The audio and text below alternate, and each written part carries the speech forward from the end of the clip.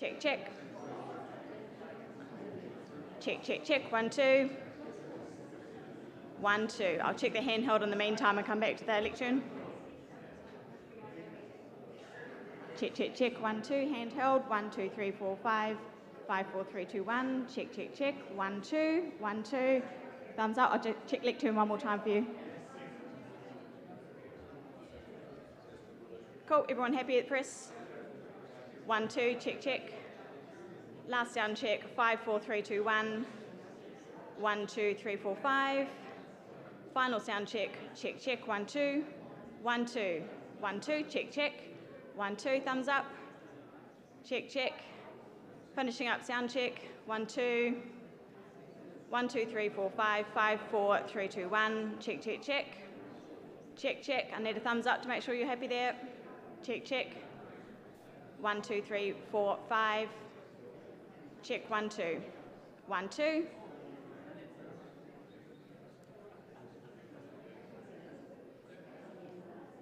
Check, check. 1, 2.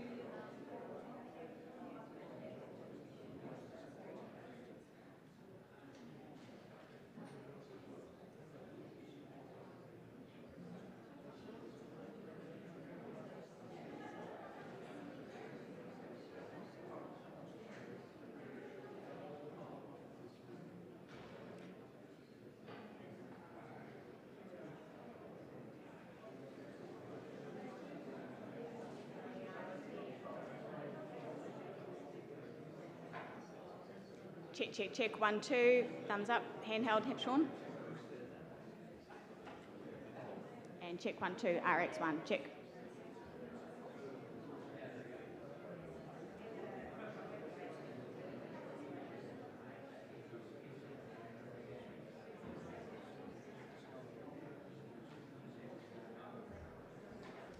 Check, check. 1, 2. 1, 2. 1, 2. Check, check. No levels. 1, 2. Check, check. Check. 1, 2. 1, 2, 3, 2, 1. Check, check, check.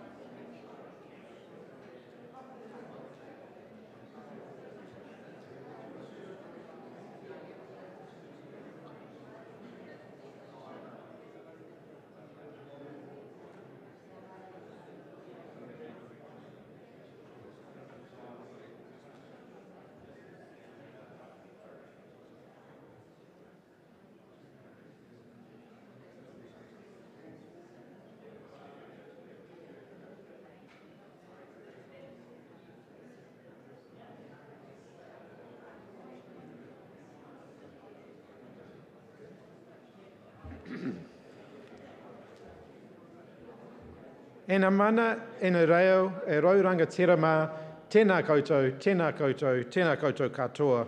Malo le lei ki orana, talofa lava, whakalofa lahi atu, malo nei, nisa bula, namaste, asalum alaikum, ni hao, and warm Pacific greetings to you all. It is wonderful to see so many people here today in the Legislative Council chamber to discuss what is an incredibly important issue for New Zealand in terms of our position in the world and in terms of our foreign policy going forward. It's my pleasure on behalf of the Labour Party to kick off this morning's event where we're going to hear about and discuss the security pact known as AUKUS. I'm sure it's going to be a fascinating morning for discussion for all of you here at Parliament, and can I also acknowledge the many, many more people who are joining us via live stream today as well. I want to start by introducing our speakers, the first of whom should require no introduction to anybody in the room, the Right Honourable Helen Clark. Helen's been a lifelong student of foreign policy. She's been Prime Minister of New Zealand, Director General of the United Nations Development Programme, and of course very actively involved around the world in the years since then. You're going to hear from the Honourable Bob Carr, who's flown from Australia to join us for this event. Thank you for being with us today, Bob. Bob's had a distinguished career in Australian politics, serving as Premier of New South Wales and Foreign Affairs Minister under Prime Minister Julia Gillard. Bob's been active in the public debate over AUKUS in Australia, which will be highly relevant to our discussions here. I want to acknowledge the Honourable Enele Sopoaga. Thank you for joining us, former Prime Minister of Tuvalu and current opposition MP. AUKUS, of course, is of great interest to the Pacific, and he has been one of the region's most articulate and outspoken advocates on climate change and is no stranger to the geopolitics that lie beneath the AUKUS debate. I also want to acknowledge all of you, the audience.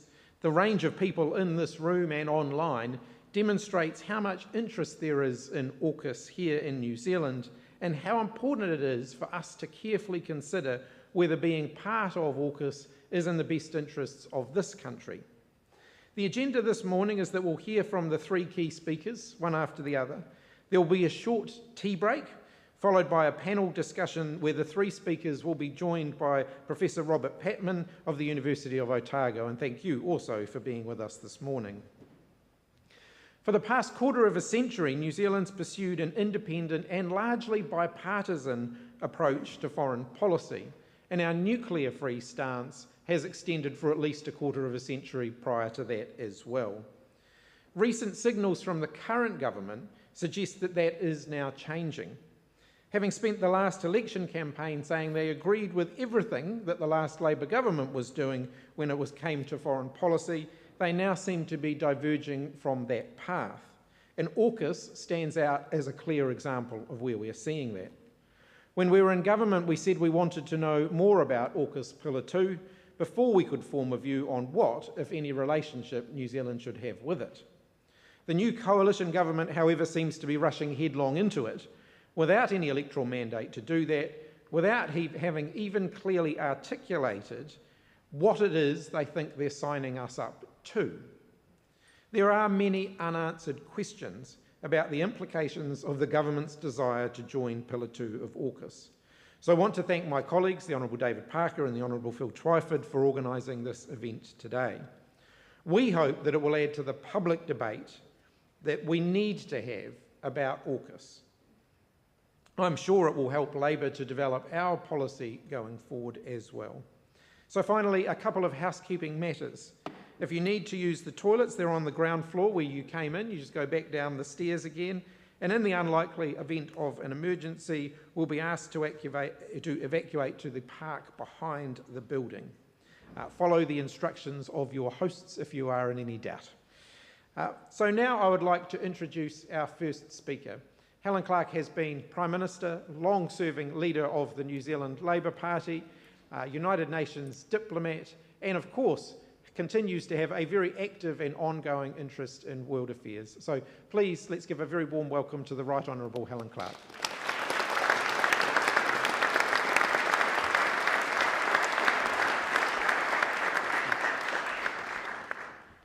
Well, thank you, Chris, and good morning, everyone. A particular warm greeting to Bob Carr, who's come across the ditch, as it were, to my old friend Enele, Sopoaga, former Prime Minister of Tuvalu. We've met on many, many occasions, often banging a climate action drum, and Robert Patman up from Otago, who's been commenting a great deal on these issues, and everyone in the audience. I see it's attracted a particular interest from the diplomatic corps, which of course is very welcome. And it's an opportunity to discuss the issues around AUKUS, but also to put some context around it, because I think the slippage, if you like, from the independent foreign policy is not something that happened in a statement out of Washington, D.C. last week. It's been eroding for a little time. So I stand here as a New Zealander who's been very proud to promote New Zealand's independent foreign policy, which over the years, as Chris Hipkins said, has attracted broad support from across the political spectrum. And when you see Don Brash and me signing op-eds together, you can see how broad the cross spectrum has been. Of course, the nuclear-free policy was a major development in the 1980s, but the streaks of independence were there decades before. We could delve right back to the 1930s and New Zealand's vote at the League of Nations in 1936 against the lifting of sanctions on Italy, which had invaded Abyssinia, now Ethiopia. The vote we cast then was against the wishes of the UK, the most relevant great power to us at the time. I guess the old imperial club was standing together. Or we could invoke the memory of the third Labour government under Norman Kirk, which brought New Zealand troops back from Vietnam and sent a Royal New Zealand Navy frigate up to the vicinity of the Mururoa nuclear testing zone to protest the use of the South Pacific for such testing. It was events like that that helped catalyse the nuclear-free movement in New Zealand, which grew very strong in the 70s and the 80s. And the fourth Labour government's nuclear policy was always popular. So when the ANZUS rift occurred over that, there wasn't really much political blowback in New Zealand. As is well known, in 1986, the US refused to continue to engage with New Zealand under the ANZUS Treaty, with George Shultz, then Secretary of State of the US, uttering those words we will never forget, quote, "We part as friends, but we part company as far as the alliance is concerned," end quote. Our operational engagement in ANZUS ceased then. Some commentators are making the point, oh, but the treaty's still on the books. Well, so is CETO. So are any number of treaties which just withered on the vine. It's seldom they're actually completely revoked, as far as I can see. So any United States security guarantee New Zealand had under ANZUS ended then and there. In all truth, the guarantee never amounted to much, other than a duty to consult if a party to the treaty was threatened, and for each party then to act in accordance with their own constitutional processes. Looking at how the US Congress handles these issues these days, you wouldn't have too much confidence of a flow through to remote land in the South Pacific, I suspect. The independent foreign policy has seen New Zealand then positioned as a small liberal democracy which makes up its own mind on the issues. We could say an island of the South Seas, if you like. Of course, that has not ruled out engagement militarily offshore, but the decisions have been made case by case, and they have not flowed from alliance membership and the expectations which are always associated with such partnerships. For example, when I was Prime Minister, we did send SAS troops to Afghanistan at the end of 2001 in the wake of 9/11, and there were naval deployments to the Gulf. But in the build-up to the invasion of Iraq in March 2003, and those around at the time will recall there was a very steady drum roll towards that, as there is towards AUKUS now, our government made it clear that it wanted no part of it. and that decision stands to this day as one of the best we ever made. Over the years before the Trump presidency, there was what I would describe as more of a normalisation of the relationship with the United States. You know, up until the end of the first decade of this century, there wasn't a mechanism for regular senior consultations between the State Department and New Zealand. And as PM, I used to watch leaders and ministers from all kinds of political systems in and out of the White House and in and out of the State Department. But New Zealand continued on that list of people you don't talk to because it didn't like, because of the nuclear-free difference. And in the end, George Bush Jr. was big enough to see that while the difference would remain, you didn't need to run the roadblock it presented at the start of every conversation. So there was a process of normalisation, but quite carefully calibrated for the most part so that it didn't compromise the independent foreign policy. But of course there's another very critical aspect to security, and it is economic security.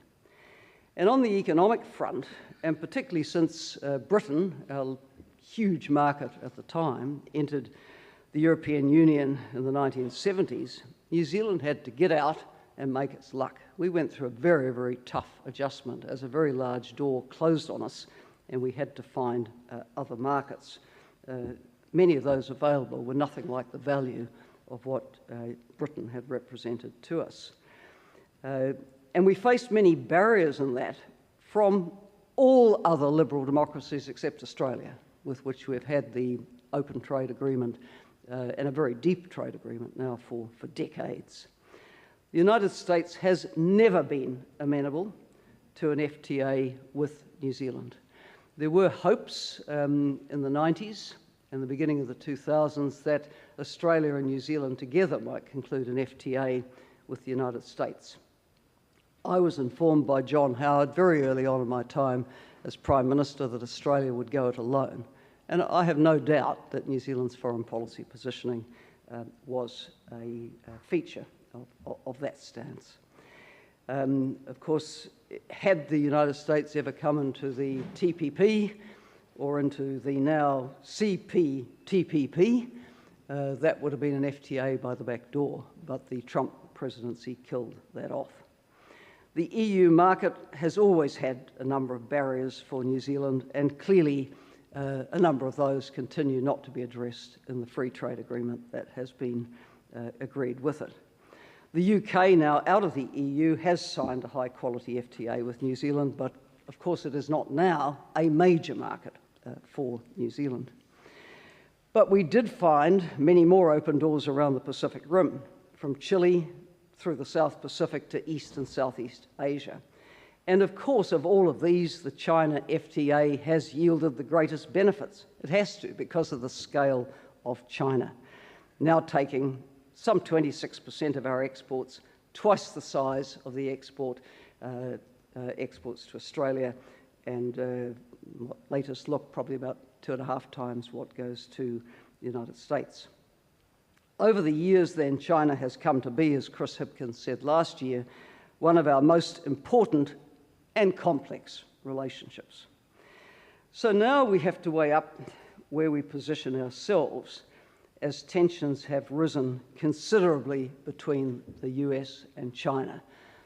The situation is a long way from where it was when I was Prime Minister, attending 8 APEC summit meetings of really quite convivial relationships around the country among the major powers who sat there, which of course included the US and China and also Russia.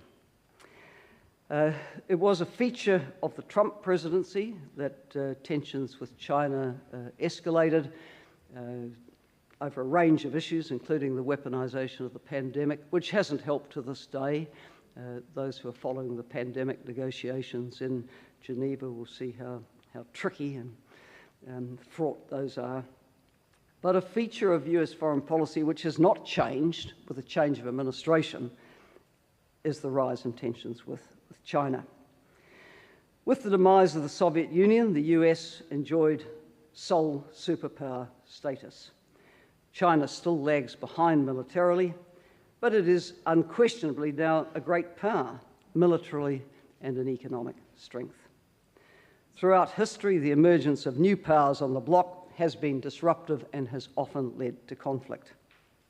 In my opinion, every effort should be made to stop history repeating itself, and we need to think we're on the side of that equation. We are.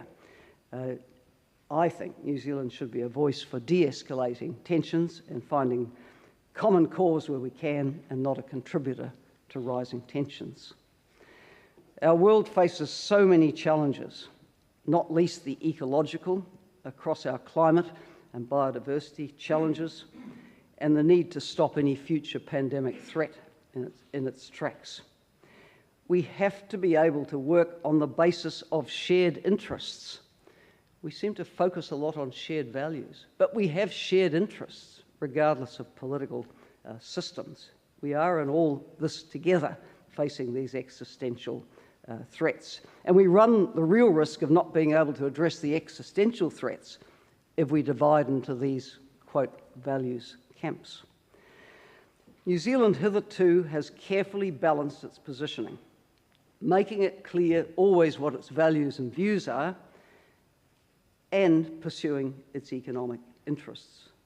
But as I said, there has been slippage. If I think back to my time as Prime Minister, we never conceded the existence of the Five Eyes Agreement.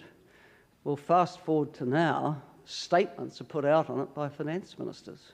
It seems to somehow define what we speak on and what we don't on so many occasions. That's a worry. Officialdom quickly embraced the Indo-Pacific phraseology. Well, it goes without saying, New Zealand doesn't have an Indian Ocean frontage. We've always thought of ourselves as Asia-Pacific, a Pacific Rim country. And the reframing clearly has a geopolitical significance. I am, by the way, all for building New Zealand bilateral ties with India, but it is surely not an either-or. In May last year, May 31st, a joint statement came following the Jacinda Ardern, Joe Biden meeting at the White House. And in it, it noted, quote, a shared commitment among New Zealand and AUKUS partners to the peace and stability of the Indo-Pacific region. I noted at the time that the statement didn't appear to have had close scrutiny by New Zealand. It saw New Zealand buying into the US framing of the region, and also in saying that AUKUS was positive for the region, when the purpose, as has become very, very clear, is to amplify a nuclear submarine presence in the region, including by Australia. And it goes without saying that under New Zealand's current nuclear-free policy, Australia's nuclear-powered submarines could not sail into New Zealand ports. So prima facie, this raises some questions. In August last year, the then government released defence policy and security strategy documents which named China as, quote, the major driver for the new era of strategic competition among states, end quote, and noted in a somewhat breathless fashion that China was growing and modernising its military and increasingly able to project military and paramilitary force beyond its immediate region. Hello, China is a major power in our region. The US is a major power in our region.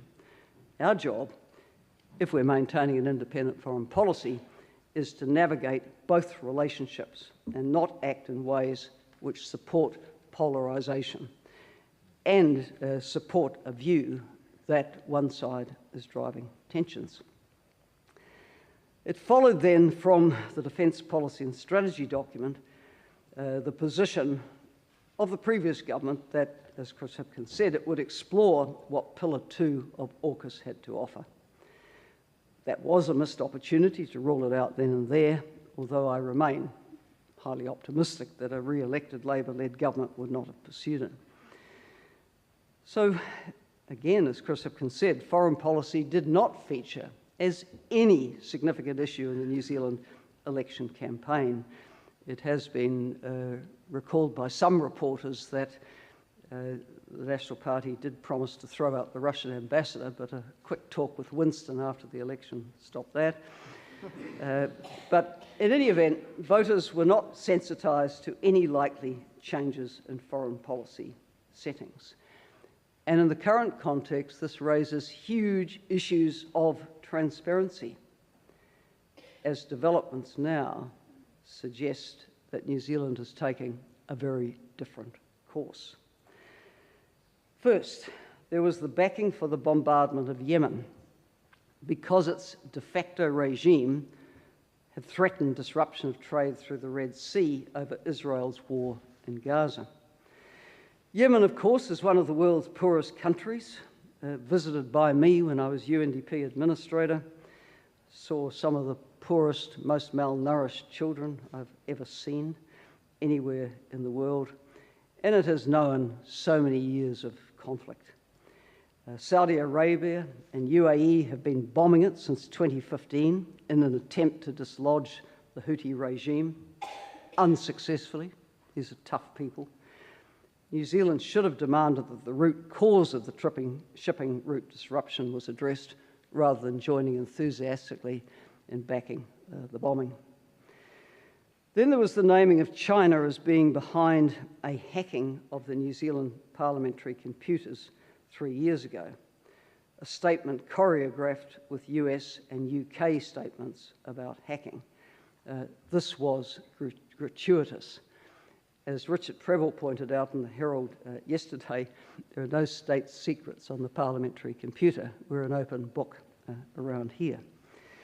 And now there's the firming up of the position on AUKUS, with the New Zealand Foreign Minister and US Secretary of State pronouncing from Washington, DC last week that the two countries see, quote, powerful reasons for New Zealand engaging practically with AUKUS. None, of course, were elaborated. And then the Prime Minister reported in The Australian last week saying that, quote, AUKUS is very good for our region. Well, again, not any specific reason for that given. And prior to all this, there was the joint ministerial meeting in Canberra, which went down a similar track and even invoked ANZUS as a living engagement, notwithstanding the operational exclusion of New Zealand from it since 1986. All of these statements being made about AUKUS being good for us are highly contestable. What is good about joining a ratcheting up of tensions in our region? Where is the military threat to New Zealand? What does AUKUS Pillar 2 actually offer New Zealand that it needs for its own defence? Do we really need access to quantum technology for military purposes, an offensive cyber weapons capacity, and hypersonic weapons? Might this just be a bit out of our league? Do we want to invest immensely more in defence to have such capacities? And if so, why? There is no doubt in my mind that if the drift we see in positioning continues, we will be positioned in a way we haven't been for some 4 decades, as a fully signed up partner to US strategies in the region. And from that, in my experience, would flow expectations about what is the appropriate level of defence expenditure for New Zealand, and expectations of New Zealand contributing to more and more military activities. AUKUS is an agreement clearly aimed at China, our major trading partner. And we would find it increasingly hard to speak out of both sides of our mouth. Yes, we want trade with you and more, while we arm ourselves and align ourselves more against you. So we are on a slippery path with significant economic implications and with significant defence cost implications at a time when every other area of public spending is on the block. Witness this week about 1,000 jobs going from the Ministry for Children and Education, cuts which appear to be impacting on some of the most vulnerable children in our country. None of this makes any sense. The alternative path is that New Zealand keeps its head while all around it are losing theirs. That we combine with our South Pacific neighbours to advocate for a region which is at peace, the vision that goes so far back to the South Pacific nuclear-free zone, Pacific as a zone of peace. That we always pursue dialogue and engagement over confrontation. I really am heartened to see the strong commitment from across the political spectrum to keeping that kind of independent positioning that we've had for some 4 decades and more, indicating that New Zealanders would not want to lightly see our independent positioning thrown aside. Thank you.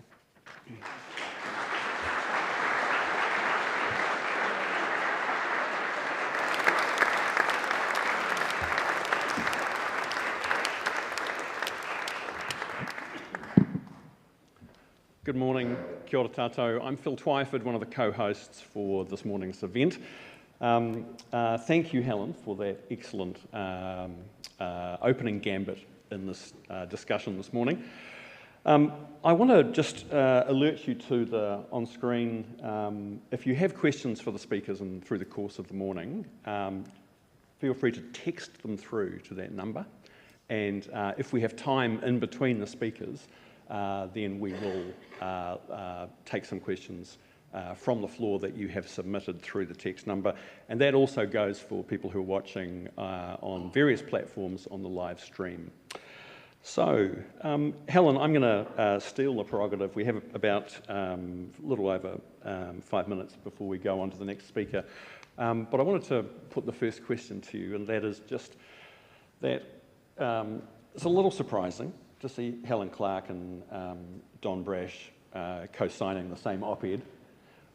What do you think it is about this issue that has so obviously and clearly united voices from both the left and the right?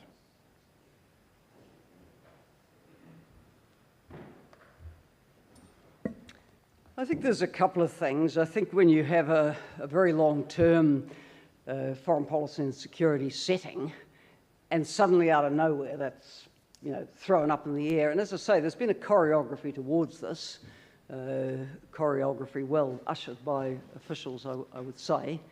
But I think the lack of transparency in the election campaign about what real intentions were has been quite shocking. New Zealanders don't like to be surprised. I was around politics a long time. I can remember huge surprises in what governments did post-election, which ended up having savage political ramifications. Obviously, in the end, the structural adjustment policies of the Roger Douglas era and then of the Ruth Richardson era, these had a price, went for many, many years, because people didn't expect what happened. They didn't expect this, they say, oh, well, the government's exploring it, okay, let's see what they come up with. But suddenly, it's beyond exploration. It's, there's advantages engaging actively. This is a surprise. People don't like being surprised. Secondly, I think, New Zealanders are well aware that we're balancing a lot of things down here. We have had to make our own economic luck. As I set out, with the honourable exception of Australia, the small group of liberal democracies which share our values haven't been that forthcoming with high-quality FTAs. They've been damn hard going. We had to get out and make our luck, and we made our luck. We made our luck with particularly East and Southeast Asia.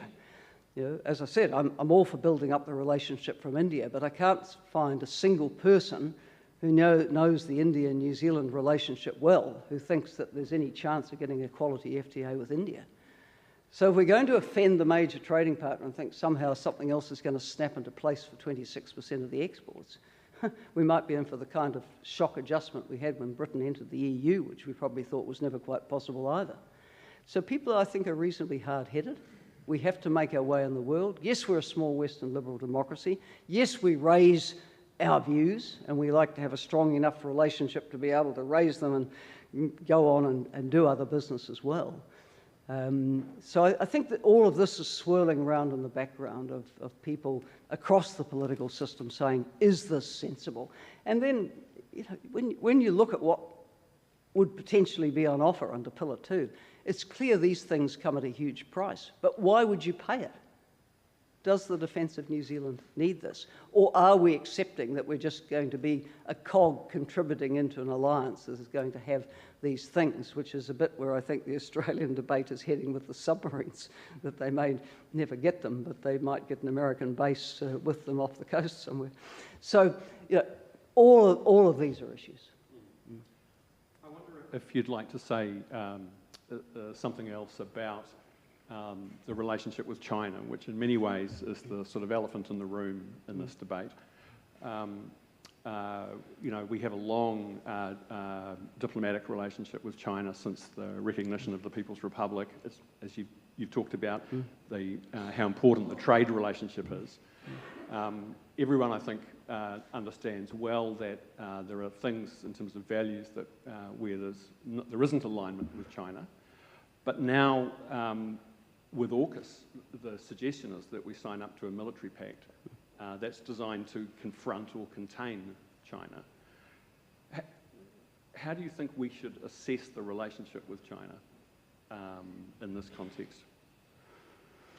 Well, first, I'm a bit cautious in the words I would use to describe AUKUS, because those advancing it will claim it's not, quote, an alliance, it's a nuclear technology sharing agreement, but it's all clear what it's aimed at, which is, upping the presence of nuclear-powered submarines in the region.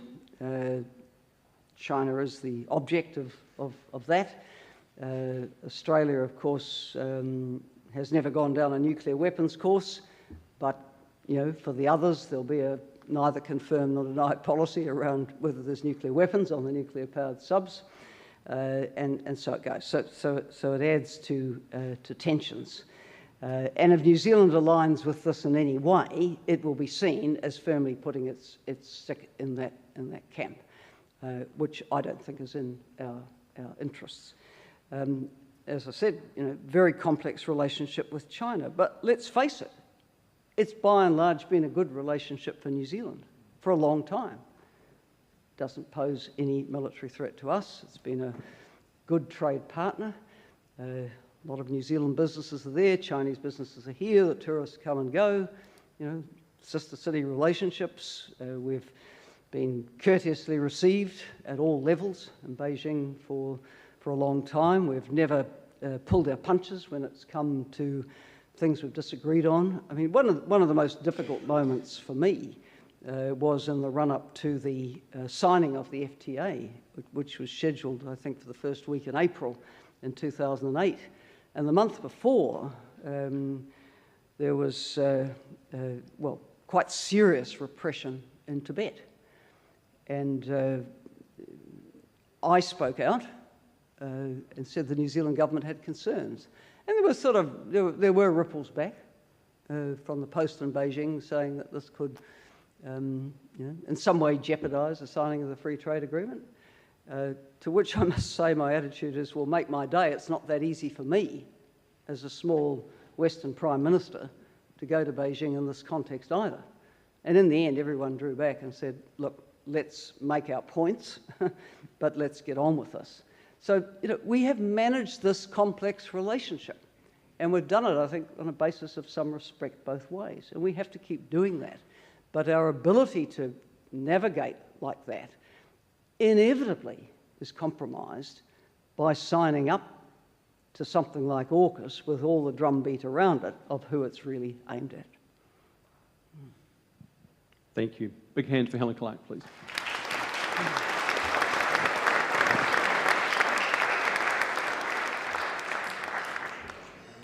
It's now my pleasure to welcome the Honourable Bob Carr to the stage. As Chris said in the introduction, the opening, Bob was the Premier of New South Wales, served as the Foreign Minister of Australia, and he has been very active in the public debate in Australia around AUKUS. Bob, we're very pleased to have you here. Welcome. Well, Phil and Pacific friends, I've got a very simple message on this, and it's threefold. To start with, you should be aware that AUKUS is shaping up to leave Australia less well defended, quite possibly for the first time since the early 60s, without a sovereign submarine capacity. We are most unlikely to get the US subs as promised, and we'll have nothing to replace our ageing Collins-class submarines. And no one in Australia, none of the ministers in the present government, are happy to step into the public debate and defend AUKUS. That's my first point. The second point is about so-called Pillar 2 of AUKUS. I don't want to appall the diplomats present by using a vulgarism, but it's pure bullshit. Pillar 2 is fragrant, methane-wrapped bullshit. And my third point is this. We can have a different model, and Australia and New Zealand are beautifully placed to nurture and defend it and promote it diplomatically, a different model of relationships between the prevailing power and the rising power. A different approach from the one that says war's inevitable. Let's define the relationship as adversarial, and we should address the appalling prospect, the unthinkable prospect of war between these powers. The danger is real, but the danger of it descending into a nuclear exchange is higher than any other conflict in the world. And if a nation has encapsulated the anti-nuclear message with force and passion and sincerity, it's this nation, and it makes New Zealand well placed to nurture the idea in Asia-Pacific diplomacy of a détente, not a descent into war between the US and China. Scott Morrison, whose judgment on nothing would be trusted. Scott Morrison, who secretly, without telling his cabinet or any individual minister, had himself sworn in to a dozen portfolios, secretly. Scott Morrison settled on AUKUS as a way of dividing the Labor Party and seeing Labor isolated into a lead-up to an election that he was most likely to lose. The Labor Party, seeking to diffuse this as a divisive issue on the eve of the federal election, in 24 hours, without a piece of paper, without a single piece of paper explaining what Morrison was about, without the chance of asking any questions about AUKUS, the Labor Party said, yes, we're fine. A bigger mistake was that after winning the election, having neutralised AUKUS as an issue that would see them wedged, Labor, in what could be the biggest mistake by the Albanese government, didn't say, we're going to have a review of the cost, the huge groaning financial cost, $368 billion, compared to 90 billion, the alternative, the French submarines to which we'd signed up, non-nuclear. Not a review of the cost, and not a review of the opportunity cost. The option being that for a fraction of the price, the astonishing price, a price that represents the biggest transfer overseas of Australian wealth in our history, for a fraction of that price, we could have given ourselves 10, 15, 20, even 40 conventional subs that would have rendered Australia, as far as submarine technology goes, as safe as we've ever been, no matter what deterioration of strategic circumstances was occurring to our north. That's the opportunity cost that we've opted to forgo. Malcolm Turnbull, the former Coalition Prime Minister, was devastating recently. He wrote an article in The Guardian, worth consulting, Turnbull in The Guardian, saying that we would have had those French subs he'd signed up to in the waters to our north, devastating, affordable. In the early 2000s, in contrast to this long wait for the Loch Ness Monster of Australian-built nuclear subs sometime in the 2050s.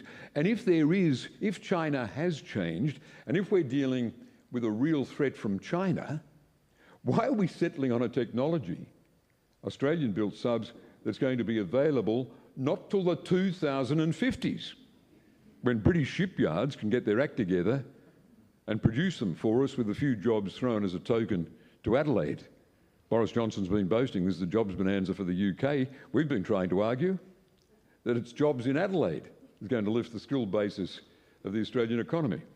By the way, we haven't got the workforce. We haven't got the workforce. We're going to need 3 times as many working in submarines if we get a nuclear submarine fleet than we've got now. We can't enrol the people. We haven't the skills base to operate nuclear subs. We can't get enough now for what remains of our conventional subs, the Collins class. We've signed up for a proposition that we're going to have 3 times as many able to work on nuclear subs. The fact is, workplace shortages, as New Zealand knows, as the United States knows, are limiting our defence capacity.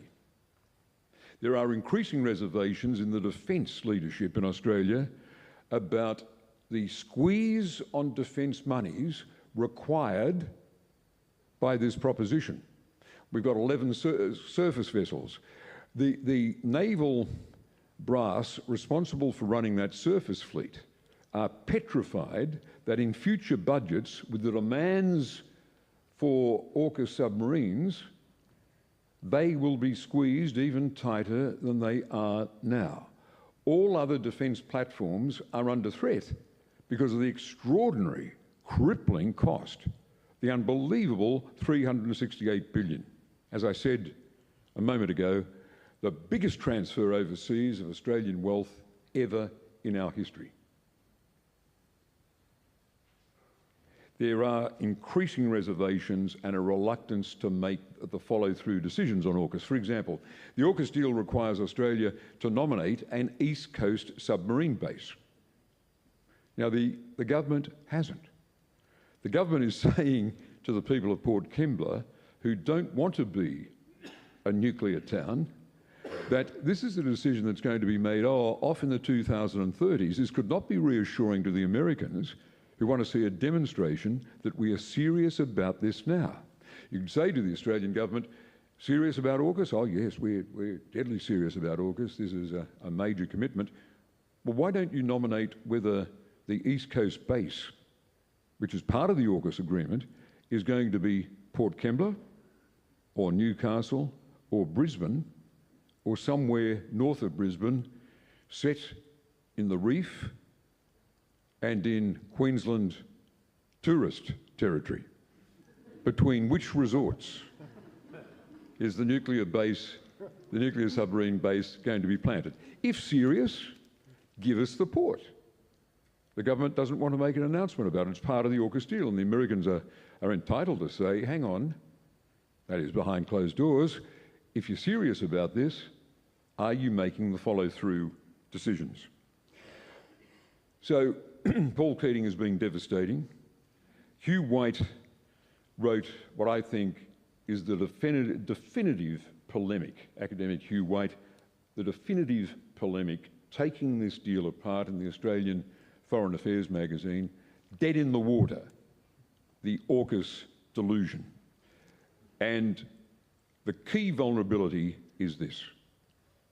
As our Collins-class submarines, our existing submarines tire, wear out, need to be replaced, we've been assured by AUKUS that America will peel off precious Virginia-class submarines, 3 of them, sometimes we say 5 of them, in the early 2030s to gift them to Australia for a very big price. We've got to pay $3 billion just to improve their shipyards to get them up to a level where they can produce them, because their shipyards are straining. America is under enormous pressure to deliver increased Virginia-class submarines to compete with China. At the present rate of production, America's not getting there. To the concern of the Pentagon, to the concern of the US Navy, it's falling behind. It's not a matter of money, it's a matter of shipyard capacity and skilled labour capacity. So what happens if US Congress members say, hang on, to the White House, you're not getting us there. We're not competing with China. This is a race for numbers. You're not getting us there, and yet you're talking about giving them away, selling them to Australia. We're not going to allow you to do that. There's been serious dissent. And a congressional research paper produced at the request of Republicans who've got reservations about AUKUS that says, here's a better idea. Here's a better idea. We'll take the Australian money, but instead of them getting submarines, what we'll do is say, we'll base our subs in Australian ports. That is in Western Australia, because the East Coast base can't be spoken of. Now, this is the loss of sovereignty for Australia. I can see it. I can see it. We're talking about, by the way, the administration after the next. So if Trump's had his second non-consecutive term, or if Biden struggled on for his second consecutive term, we're looking at the decision that would be made by the President and the Secretary of the Navy and the Congress after them. That is, after 2029. You got confidence? Has anyone here got confidence in what a US Congress and the President after Biden or after Trump is going to do about this? When he or she is a Secretary of the Navy sitting in the Oval Office saying, Mr. President, we've got to revise this crap about AUKUS. We are desperately behind our target. We're not competing with the Chinese. We can't sell 3 of these precious vessels to Australia, and those Australians are real gullible chumps. They'll take anything we tell them. So if we tell them this, and this is where we're going to end up, friends, if we tell them this, we won't give you the subs, this replica of the dreadnought race of the early 20th century between Britain and the Kaiser's Germany, doesn't allow us to peel off subs from our order of battle. But what we'll tell the Australians, they're such good allies, they'll take anything. What we'll tell them is that we will base our Virginia-class subs in their ports, and bravo, send up the flag. We're going to allow their submariners to come on board and be crew on our vessels. But it'll be American vessels. American vessels. And that means as the Collins-class subs, our existing class of subs, is retired, we won't have, for the first time since the 1960s, we won't have Australian subs. We'll be relying on American subs. Colossal loss of sovereignty combined with the militarisation of Australia's north. Even right-wingers in Australia concede that the militarisation of our north is turning us into a nuclear target. If we've got B-52 bombers based in northern Australia, then everyone knows their role is to take out Chinese nuclear capacity, to disable China if any war between it and America descends into a nuclear exchange. That is, those B-52 bombers based in northern Australia are rendering Australian sites nuclear targets. That's how AUKUS is going to devolve. Oh, and by the way, the notion is that clapped out, notoriously slow British shipyards no one believes it can be any time earlier than the 2050s, are going to start producing, in partnership with a shipyard in Adelaide, viable nuclear subs. By the way, this leaves Australia straining to run its existing submarine fleet, straining to get the crew, with the prospect of having a small country like Australia, 3 different categories of sub. The old Collins class getting the ultimate extension of life. This is a submarine designed in the 1980s, still in service in the 2030s.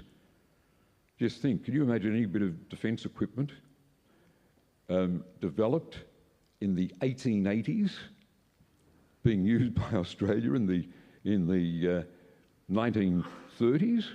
That's what we're looking at. So the Collins class, with the ultimate extension of life to keep them going, plus, if we ever get them, US Virginia-class submarines, very vulnerable technology, half of them having to be in port, being serviced at any one time, plus, if we get them in the 2050s, no one dreams that we'd get them earlier, a British-built submarine, different category, different species. And a country like Australia straining to manage 3 different categories of sub. This is unsustainable. It's not going to happen. It'll be boiled down, contracted, shrunk to become AUKUS 2 or 3 or 4 or 5, which means just American subs, Virginia subs, with a few Australian crew as a token, doing work from Australian ports. AUKUS 2. This has been cobbled, why do I call it bullshit? Because it's been cobbled together to make it look like there's more to AUKUS than subs. There isn't. There is advanced defence technology, in artificial intelligence, for example, and in other areas, that Australia and New Zealand are never going to be able to produce.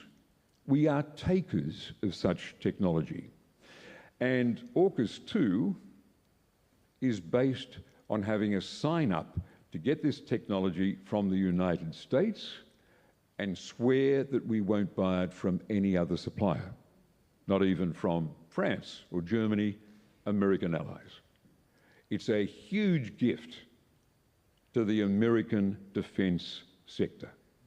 And it limits, again, takes away, compromises our sovereignty by limiting who we can negotiate advanced defence equipment from.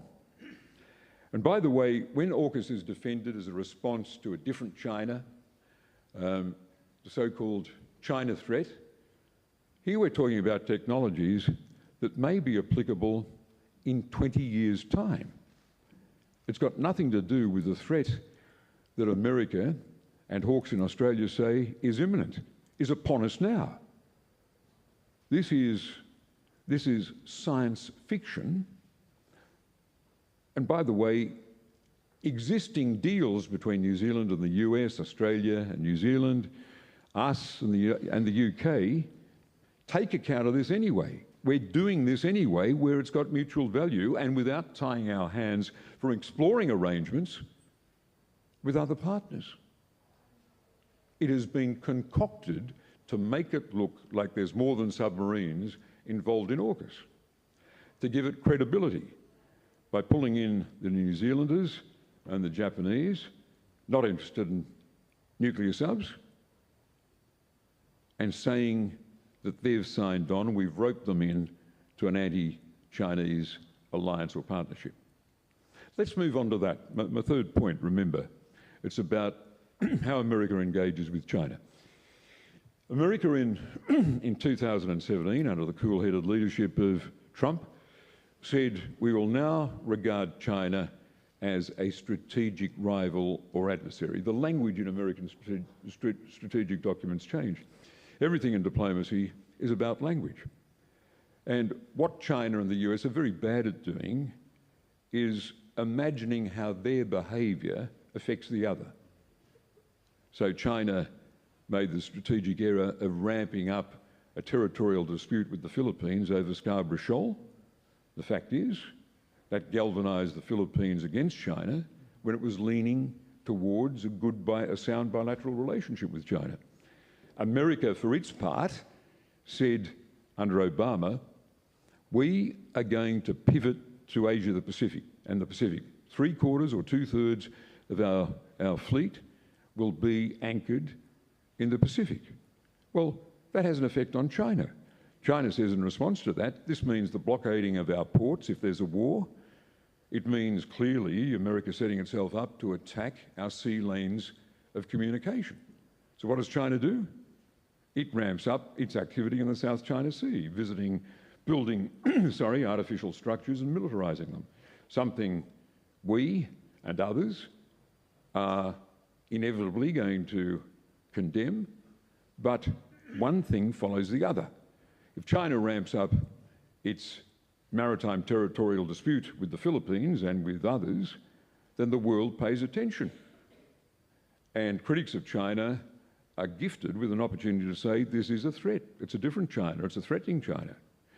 If America declares that 2/3 or 3/4 of our fleet is going to be in the Asia Pacific, then the Chinese in Beijing, you've got to see that as a potential threat.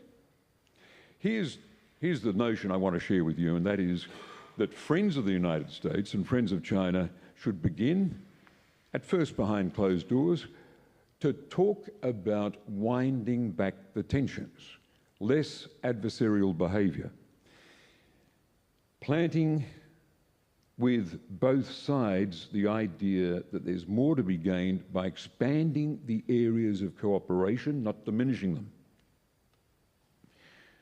Australia and New Zealand will be listened to by both sides because the relationship with Australia and New Zealand is very important in Beijing and in Washington. America can turn on a dime, to use that old New Yorker expression. America can turn on a dime.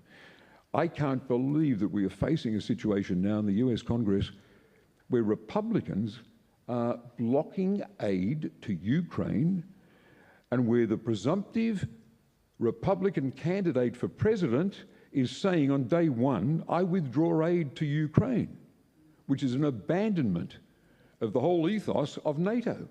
This is breathtaking. You have a serious isolationist strain that suddenly, out of nowhere, has come to the head of the US Republican Party. Once, under Reagan, say, under Eisenhower, going back further, George H.W. Bush, once a byword for alliance diplomacy and active internationalism. Now, a totally different ethos is assuming itself under the banner of the Republican Party. So we are entitled to say to the United States, again in private exchange, you've become focused on primacy, winning a battle for primacy. The focus is never a threat to US primacy. Dangerous thinking, and it's interesting that in this current administration they won't use that word. They're ashamed to use it publicly, but it's what is motivating American behaviour privately. If a prevailing power thinks with paranoia, or at least anxiety, everything is about our primacy, then it's a very dangerous situation because anything that happens in the world could be interpreted as a threat to primacy. If China allows paranoia and wolf warrior diplomacy to govern its behaviour, it can see everything as an attempt to contain it. There are cooler heads in the world. Germany, critical of China in many respects, is nonetheless going to China. It wants to sell its cars. That's a terrific thing. It's a terrific thing that there can be trade and investment between Germany and China in getting us to electronic vehicles is terrific. The China we're seeking to penalise is lifting hundreds of millions of people out of poverty, a great model of modernisation, and at the same time driving the transition of the world economy to one based on renewables. Solar panels, China leads the way, automated production and electronic vehicles, transforming the carbon dependency of the world's vehicle fleet. Aren't these things worth talking about? Aren't they worth elevating? Instead of descending to an argument about primacy. I'll conclude with this terrifying reference. A former US Admiral, Stavridis, and an American think tanker strategist called Ackerman wrote a book that imagined a war between China and the US. It's a novel. It's terrifying to read it. Terrifying.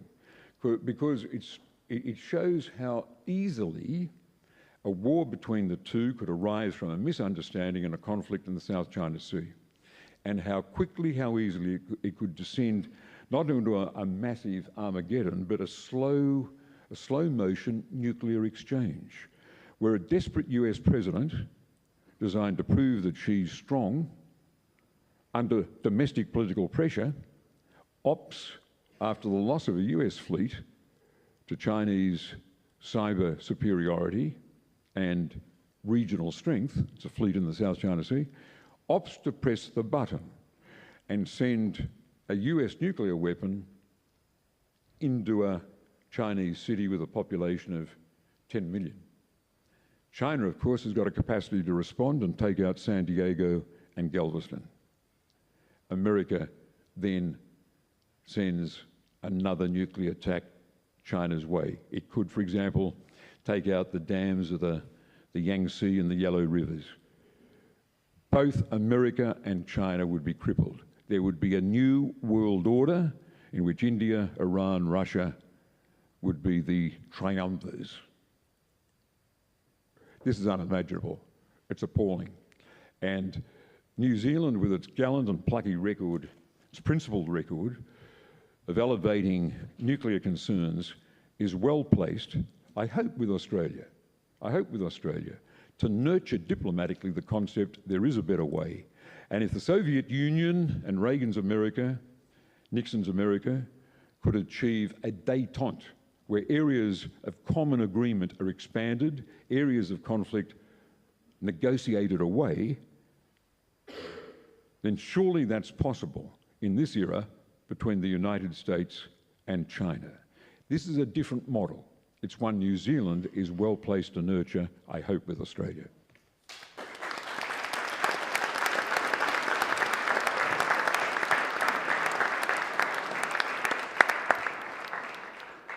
Thank you, Bob. We have time for one question, and I wanted to ask you, and really in light of how different the foreign policy and security debate is on each side of the Tasman, and your references to the writings of security analysts like Hugh White, who have really characterised the US as a very unreliable long-term security partner. I'm interested in whether or not the public debate over AUKUS in Australia has brought to the fore concerns around the scenario of being dragged into a war in the South China Sea or over Taiwan, for example. Yes, it depends how you, as always, on how you frame the question. When opinion pollsters ask Australians, would you go into a war between China and the US? The view is overwhelmingly no. That's terrifying. It's not in our interests. If they're asked a question, do you see China more of a threat these days? The answer is yes. I think one factor in this is that in the media, for the last 5 years, we've had what I would describe as China panic. You've had it too. There were stories that ran in the Australian media for a week a few years ago about how China was planning a base in Vanuatu. In the end, after the story had generated front-page treatment in the Fairfax media and a hysterical coverage on 60 Minutes, it turns out that not only the Prime Minister of Vanuatu, but the then Australian Prime Minister, Malcolm Turnbull, were able to say there's no basis in this. Vanuatu is a non-aligned country. It has no plans, and we accept that they've got no plans, and we've encountered no evidence that China wants to go in and stick a naval base in their port. It was a China panic story. I'll give you a second example. For a month we had headlines about Chinese students being a threat on campus, intimidating lecturers. One commentator said it is what they're engaged in is ethno-nationalism. I was heading a think tank on Australia-China relations at the University of Technology, Sydney, and I got a researcher to go back and actually look at the incidents that gave rise to these headlines, to this China panic. It turned out that with 130,000 Chinese students in Australia, you could only find 4 examples where there'd been a disagreement between a Chinese student and a lecturer. 4 examples, and none of them were threatening or intimidatory. In one case, some Chinese students had politely pointed out to a lecturer that the map they had making a point about strategic matters had wrongly categorised Taiwan as an independent country. University is about free debate, and the students are entitled to say, we disagree with that. And so does Australian policy. And that was all it was. There were headlines that gave the impression there were blood-curdling threats to academic freedom driven by Chinese students acting as agents of the Communist Party. Just one third example. There were headlines in Australian tabloids about a Chinese investment in a wind farm in western New South Wales. And the story was that with this investment, the Chinese could turn off power and leave New South Wales in permanent blackout. This was sheer fantasy, but the examples would fill an academic publication that thick. It was a China panic, and I think we're entitled to say who drove it and why did it get so much media space and how has it affected? To what extent has this shaped Australian public opinion to see China as a threat? When what we've got with China is, yes, assertive behaviour in maritime territorial disputes, especially with the Philippines, the elimination of legal autonomy in Hong Kong, and a forcefully stated but traditional Chinese view of the nature of Taiwan, one the Western world has accommodated since the Shanghai Communique of 1972. Now, are any of these things a casus belli, a reason to descend into war, a reason to talk about imminent war? No, they are not. They're perfectly amenable to diplomatic initiative, to the prospect of change in China's diplomatic stances in response to a bit of creativity between the West and China. America, obsessed with primacy, needs to be carried by its allies and friends to a position of imagining a mutual gain from a different way of thinking about a power that's seeking to be strong in its region, but no threat to American interests elsewhere in the world. Thank you, Bob Carr.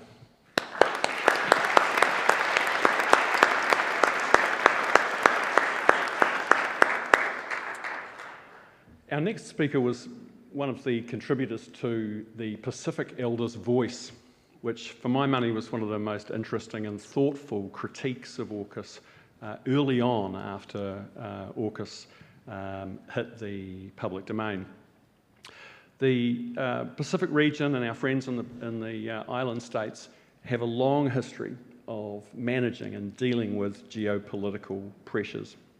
And for this reason, it's fantastic to have the Honourable Enele Sopoaga with us today, former Prime Minister of Tuvalu, former diplomat, and someone with a great deal of credibility and standing in the region. Enele, welcome.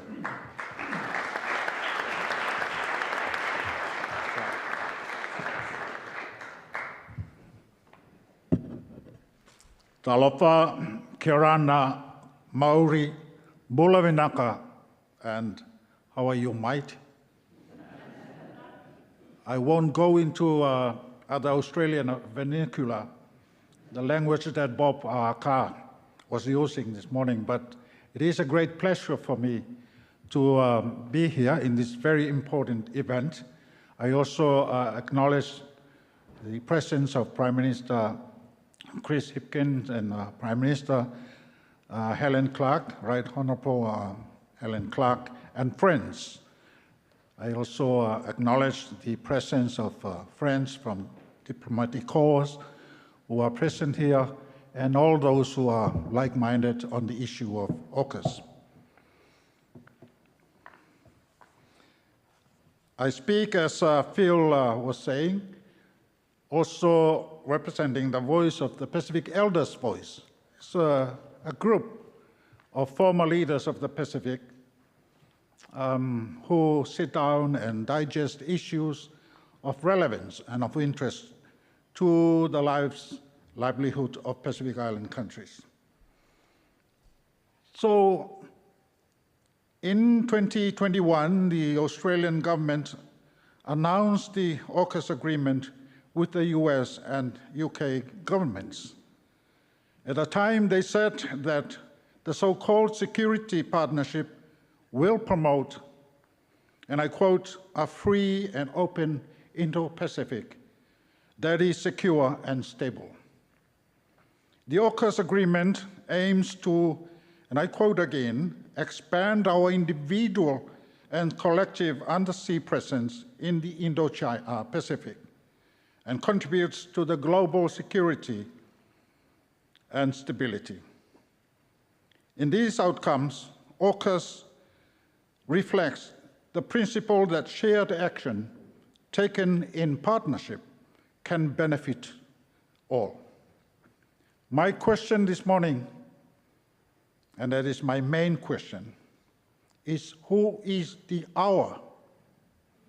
The reference to the our in this agreement.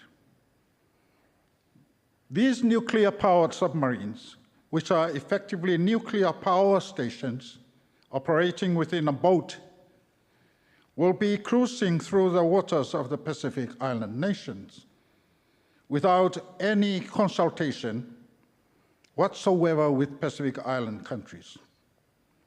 This is not our agreement. It is theirs. The AUKUS deal was crafted in secret by former Prime Minister Scott Morrison, with no public discussion, as I understand it, as we in PEV understand it, of AUKUS in Australia.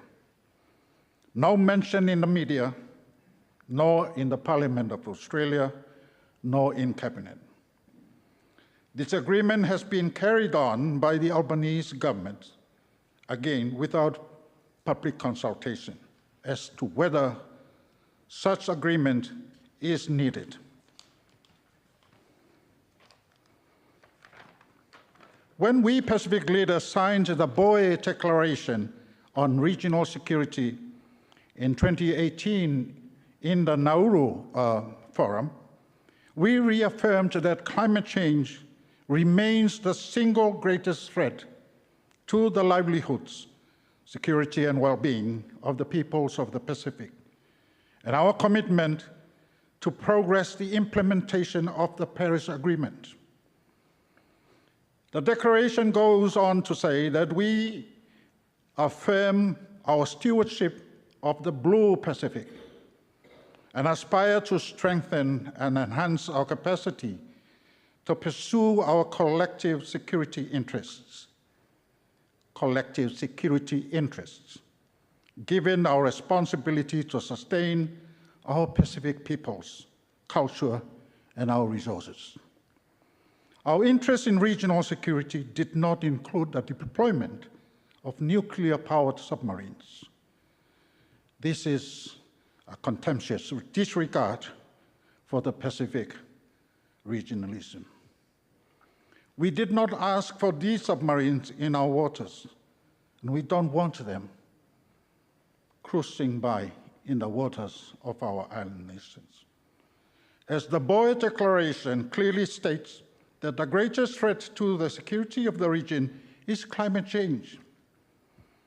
The Pacific have always enjoyed good relations with Australia and, of course, with New Zealand. But this relationship becomes more and more strained with every day that passes.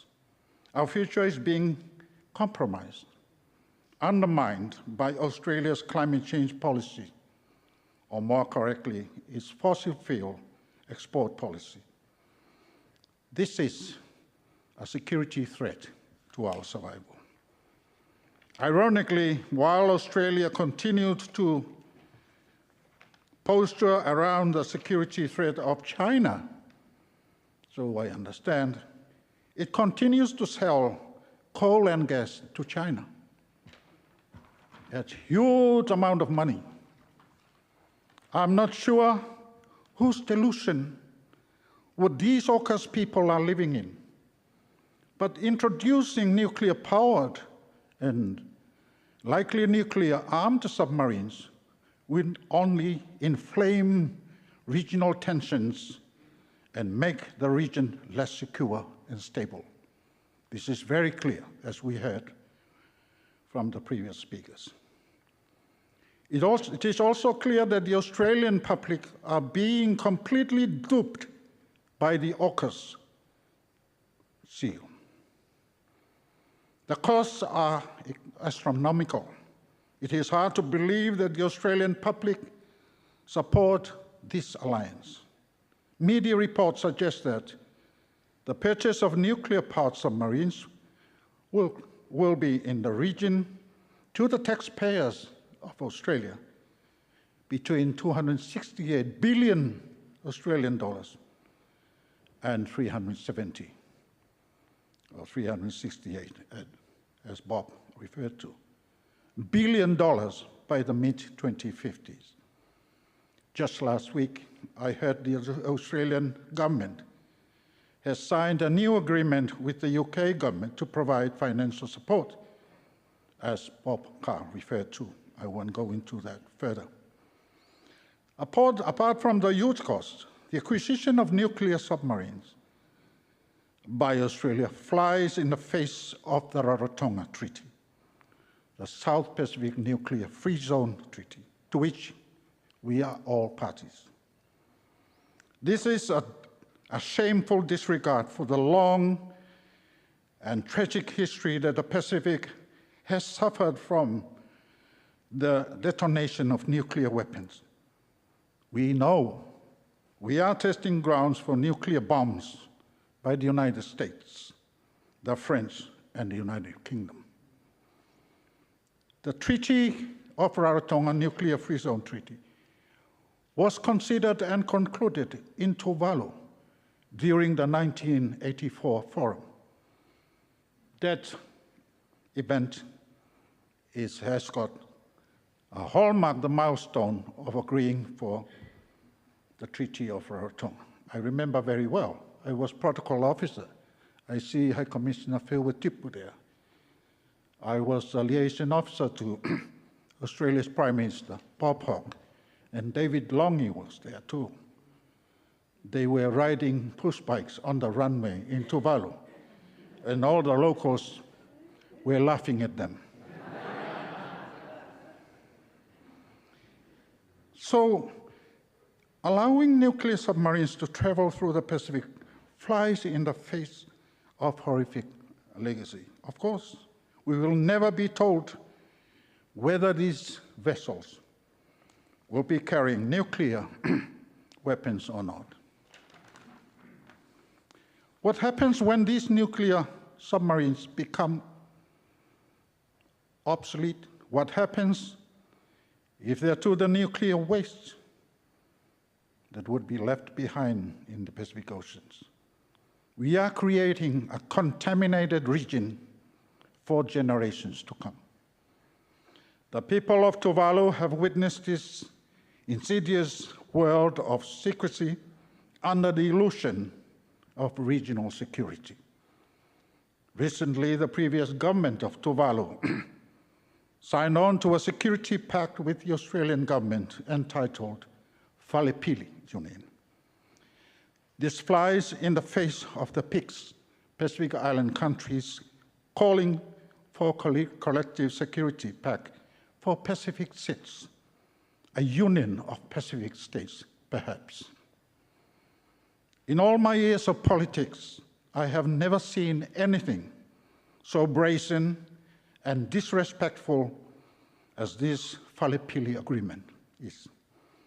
It was a secret deal struck between the previous Tuvalu Prime Minister and Australia's security agencies.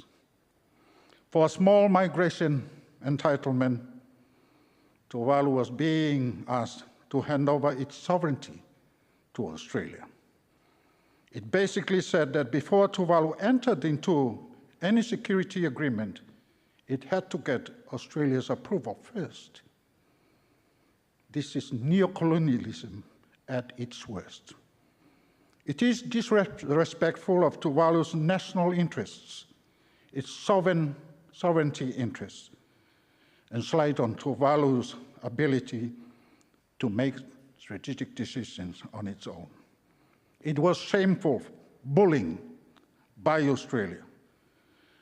Perhaps Pacific says what is needed most is a framework whereby the protection and security of the Pacific small islands' statehood and sovereignty is assured through some sort of supranational union of the Pacific small states. This idea is not new. It was put on the floor in the 2019 forum, which was chaired by me as then Prime Minister. It was held in Tuvalu. It is an issue there in the communique for exploration and consideration by Pacific colleagues and leaders. Of course, this type of agreement, as the Falepili, is not reciprocated by Australia. Was Tuvalu ever consulted when Australia signed AUKUS or the Quad Agreement? Of course it wasn't.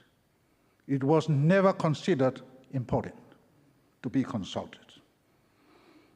I understand that the New Zealand government is considering joining the AUKUS agreement. I make a strong plea to the government and the people of New Zealand not to do this. New Zealand has had a proud history of supporting a nuclear-free Pacific. New Zealand is also now home to many Tuvaluan families and guest employees, together with their children.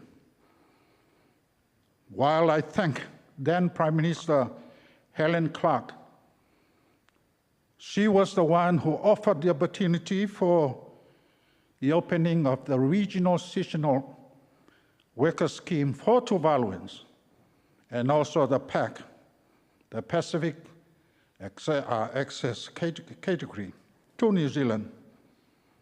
I also appeal for continued New Zealand support to further deepen the benefits of these schemes for the people of Tuvalu and of the Pacific from small island countries.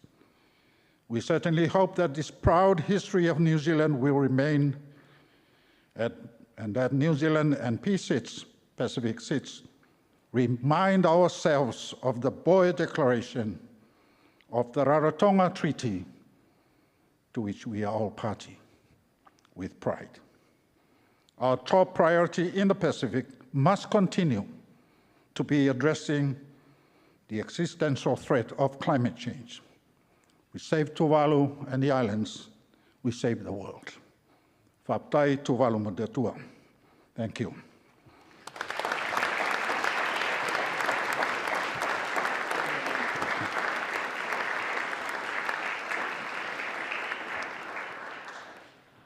Thank you, Enele, for that excellent contribution. We have time, and there's a couple of questions from the audience. The first is, how has AUKUS changed how Australia engages the Pacific? This is for the Pacific Island countries under the purview of the forum. AUKUS is not an issue. As I was saying, it never came up in the communique of the leaders. It's a non-issue to the Pacific Island leaders. and you check the communiques. Yes, it refers to the need for collective security, but also in the Boy Declaration. But specifically on the AUKUS, there is no discussion on that. It is not a PIF issue. There's a follow-up question, and it really asks you to address what alternatives are there for New Zealand's approach to these security and regional issues?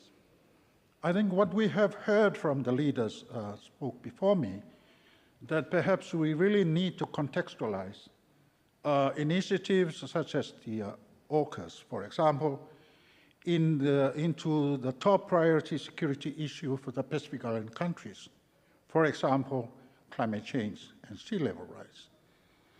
The proposed agreement for a Australia-Tuvalu Union is proposing actions for small entitlements for Tuvaluans to move to Australia. It is not putting in place what Australia is going to contribute in terms of addressing climate change, in terms of its greenhouse gases emissions reductions as required by the Kyoto Protocol and by the Paris Agreement, of which we are all party. It's not putting on the table what it is going to do with stopping coal mining and gas exports to foreign countries. These will be burned and pour out more greenhouse gases that would seriously affect global warming and countries like my own Tuvalu. This is unavoidable, and it's not doing anything to adaptation. We got funding from the Green Climate Fund, thanks again to Prime Minister Helen Clark's assistance when she was administrator of the UNDP. We got approval for that, $52 million for concrete urgent adaptation on the islands, which is ongoing now.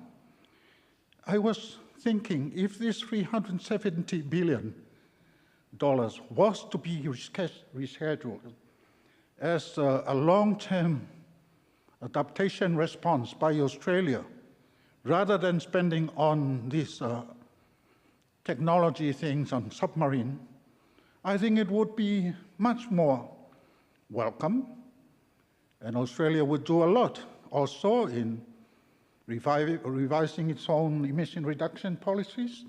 It will help a lot, rather than giving these billions of dollars to other countries for some things that are going to be obsolete in no time at all for the Pacific. Thank you very much. Enele, I have one more question from the audience. Should the Pacific enter into more binding security arrangements through the Pacific Islands Forum at a time of increased superpower rivalry? I think it's a matter to put into perspective what is needed for the Pacific Island countries are guided by trying to achieve the SDGs, Agenda 2030 of the United Nations, and the Samoa pathway for small island developing states.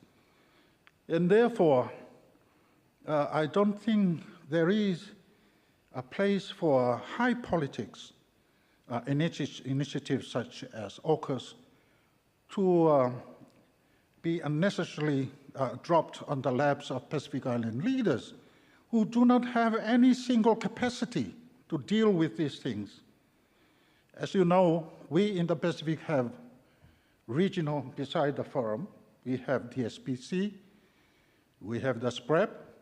These are technical bodies that are called upon to advise governments, provide advisory on technical policy issues. There is no capacity to deal with nuclear waste, nothing. I don't think ANU teaches any courses on dealing with nuclear waste. I don't think the USB, our joint university in Suva, Fiji, has the capacity to understand nuclear things.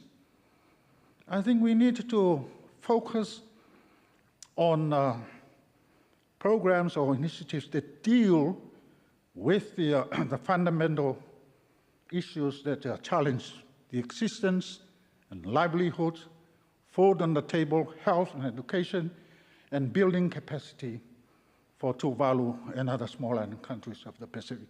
We have huge problems on water, on health, that we really need to get that assistance from our partners, Australia and New Zealand.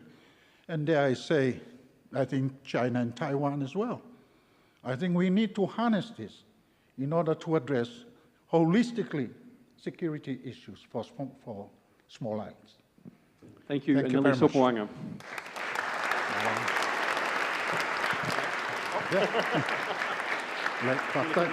Yeah. Otherwise, I will drop this. Thank you.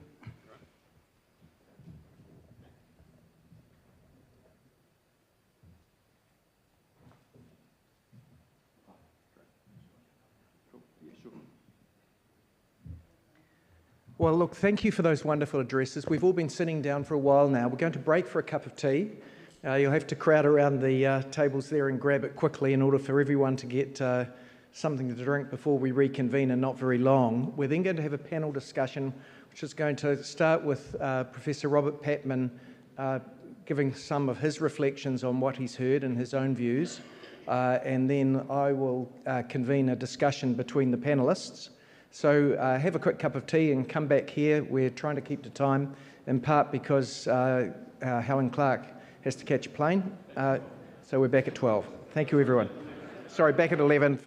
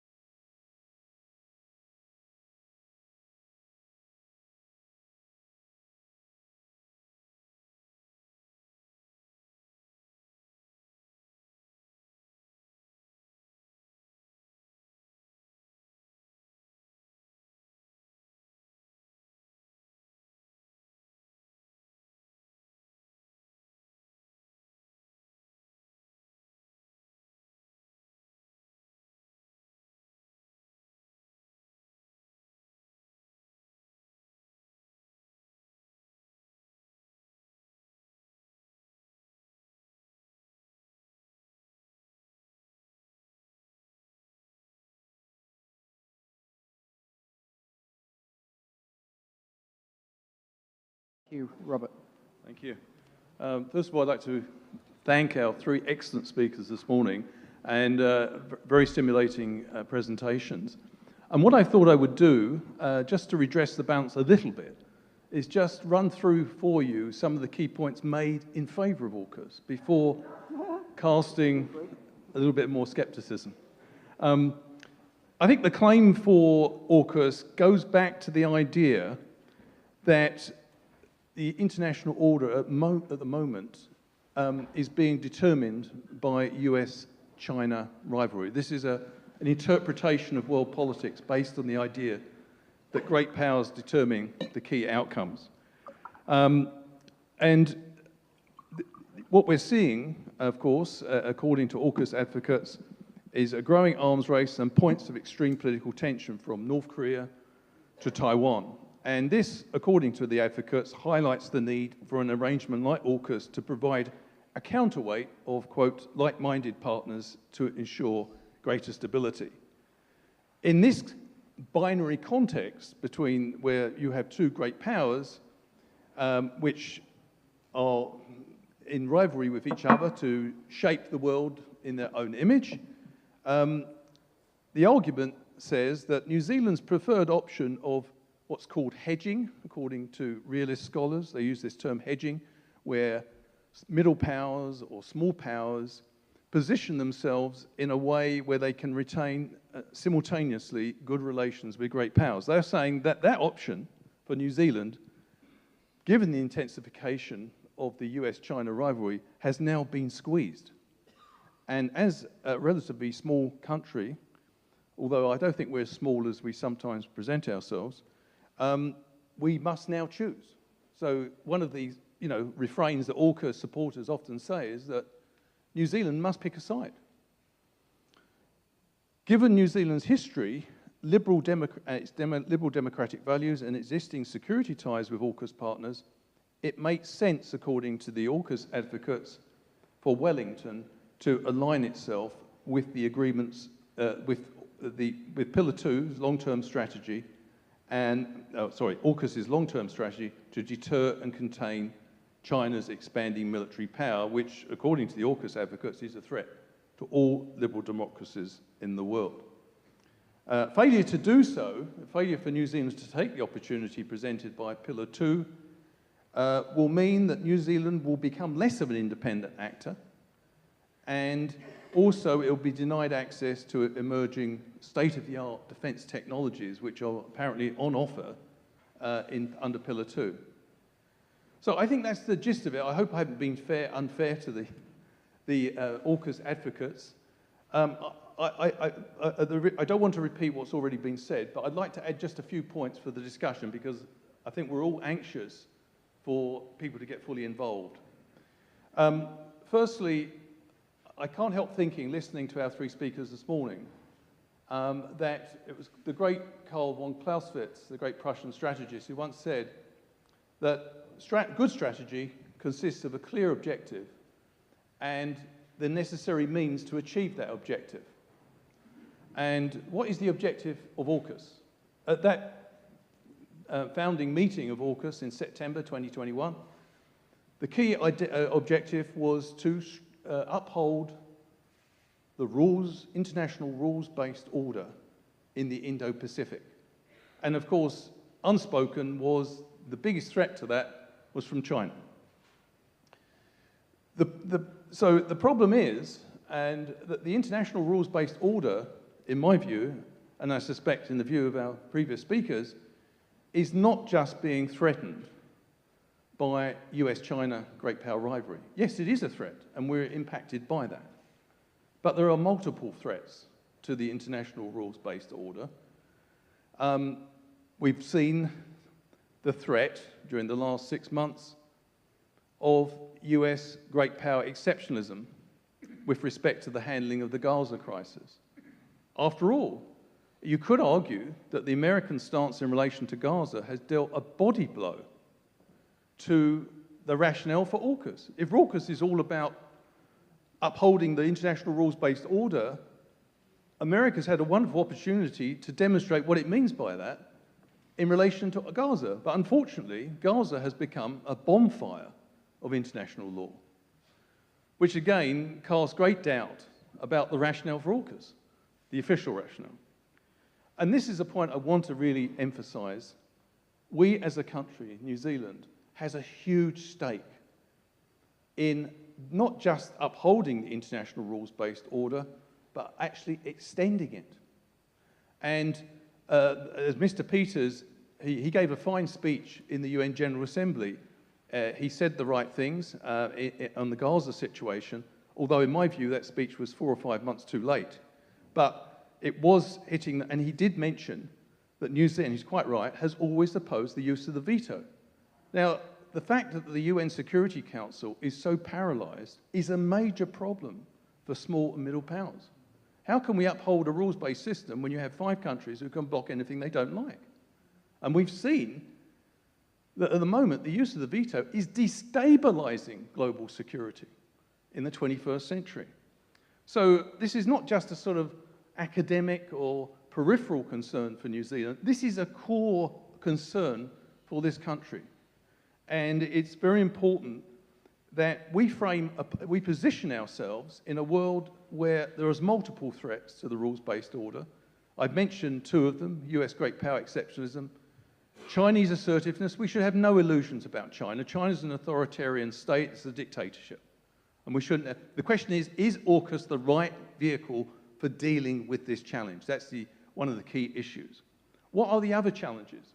And this is why I'm so keen that New Zealand opts for detachment rather than inclusion in Pillar 2, because New Zealand can make a contribution in so many areas, along with Australia, in partnership with Australia and other countries like Canada and other middle powers. What sort of challenges are we facing? Well, let's be quite clear. Some of the biggest challenges to the rules-based order we're facing do not respect borders. We're talking about climate change. We're talking about global pandemics. We're talking about the behavior of Russia in ripping up the UN Charter and invading a neighboring liberal democracy. I mean, that's a core strategic concern for this country.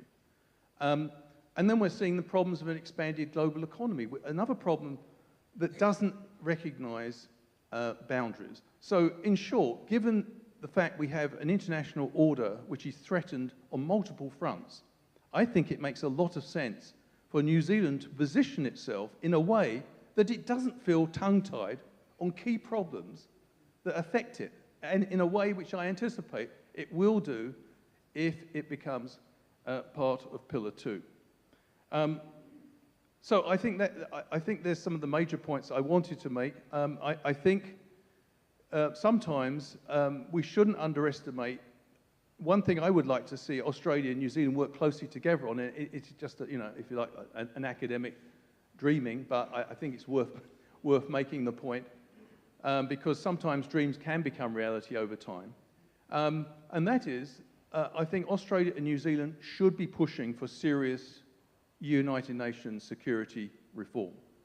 And one thing that really struck me, on the 27th of October, New Zealand was the only member of the Five Eyes intelligence sharing organisation which voted for an immediate humanitarian truce in the UN General Assembly.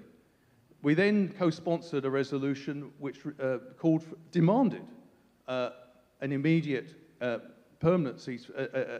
immediate humanitarian ceasefire on the 12th of December last year.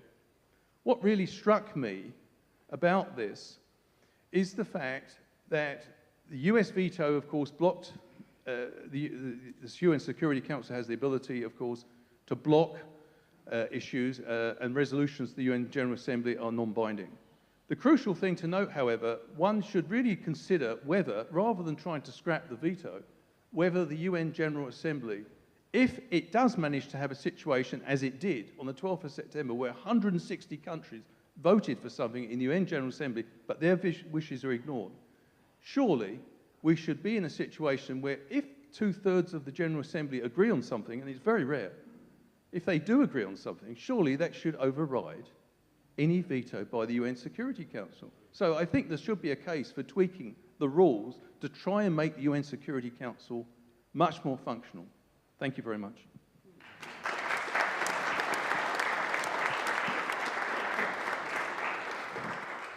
Thank you, Robert. I know from earlier discussions that I've had with you and from your comments in the media that you're quite wide-eyed about some of the quite principled differences that we have with China.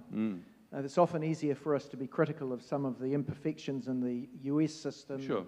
the changes in presidents and some of the personality politics and some of the dysfunction that they have in their political system at the moment. But I was wondering if you would give voice to some of your concerns about some of the things that do happen in our region as a consequence of different systems of government and different values. Yes, I don't think we should have any illusions, as I said in my remarks, about China. And by the way, people who, like myself, who've been a bit sceptical about AUKUS, that doesn't mean that we're soft on China, which is the accusation from people who support AUKUS. They're saying you're not facing up to the real challenge. Actually, AUKUS plays into China's hands, because part of China's narrative is that it is the victim of the old Anglosphere, led by the United States. And China is engaged with the United States in a battle of ideas in the Indo-Pacific and beyond. And it seems to me that it's a bit of a propaganda windfall when you get 3 English-speaking countries taking upon themselves to contain China, which Mr. Obama said couldn't be contained, in a part of the world where there's 60% of the world's population are located and where there are more than 40 states. Now that sounds a stretch to me. And I think that in a sense, although China is very concerned about AUKUS, there is a sense in which it reinforces the hardliners in Beijing. The other thing we should take into account here, David, is that yes, China is a dictatorship, an authoritarian state, but it's got a central committee where there are ambitious people with different points of view.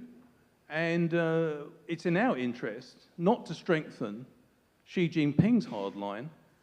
Confronted by AUKUS, Xi Jinping can say to his colleagues, well, you've been criticizing my assertive in the Pacific Sea area, sorry, China Sea area, but look, they're against us, as I always predicted. So there are more moderate voices in the Chinese leadership, and we need to calibrate our policy so that we encourage moderate tendencies in China rather than the hardline tendencies. And on the question of criticizing the US, you know, that's a really good point.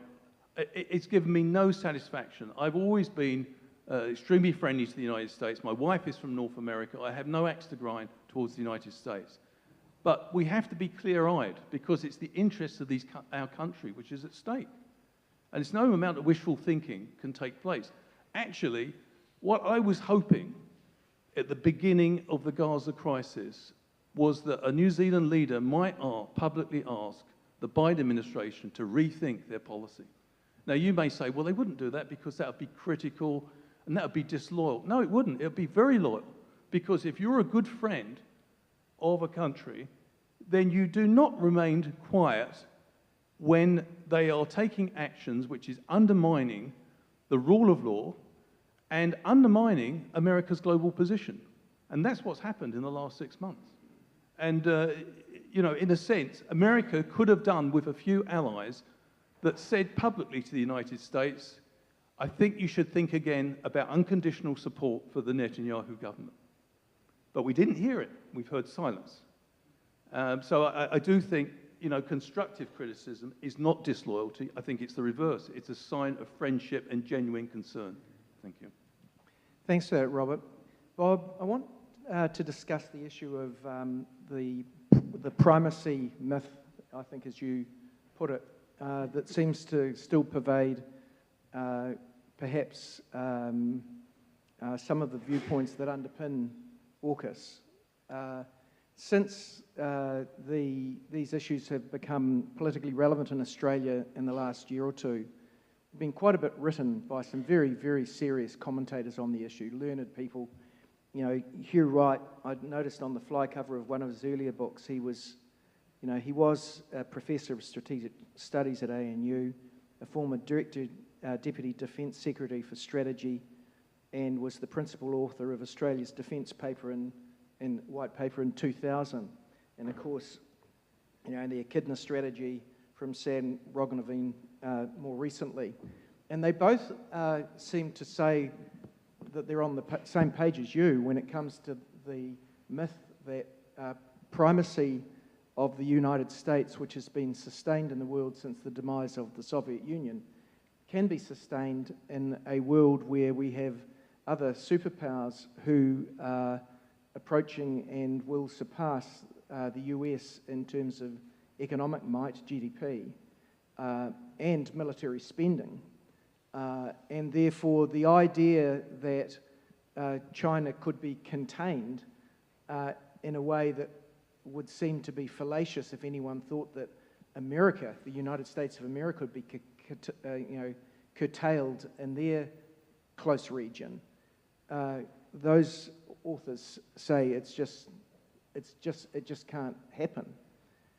So if primacy is not able to be sustained, those books say that we in New Zealand and Australia should be looking to relationships, not just plotting the course between the superpowers, but looking to relationships at some of the other populous countries in Asia, including Indonesia. Now, you're Foreign Affairs Minister for Australia. Your largest diplomatic post in the world is in Indonesia. You obviously attach significant importance to that relationship and to other Southeast Asian relationships.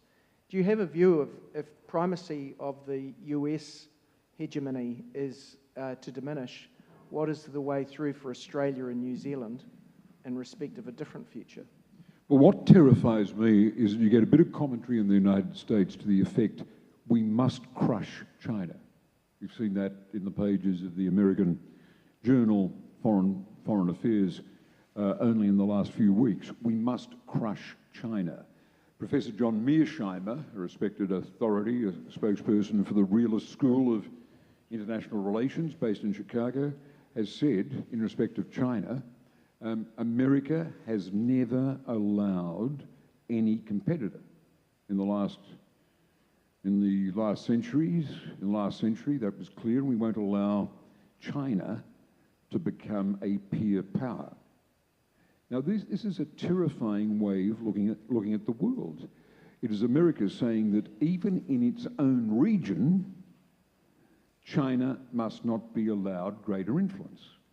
But you've got the world of ASEAN, the 10 nations of the Association of Southeast Asian States, that, with the exception of the Philippines, are all saying, we think we can deal with China. A former Singapore foreign minister said, we've had hundreds of years of doing it, of dealing with the state just over the horizon, imperial China, now communist China. They aren't subscribing, not even Singapore, to the notion that America, yes, while it's got a useful role to play in balancing China, that America can retain primacy when it's not part of the region. I ask you, do you think that the permanently prime power in Asia, given the rise of China, is going to be a non-Asian power? That's just not realistic. Now, it's legitimate that we balance the rise of China. Those Southeast Asian nations want an American presence. They want America to be involved.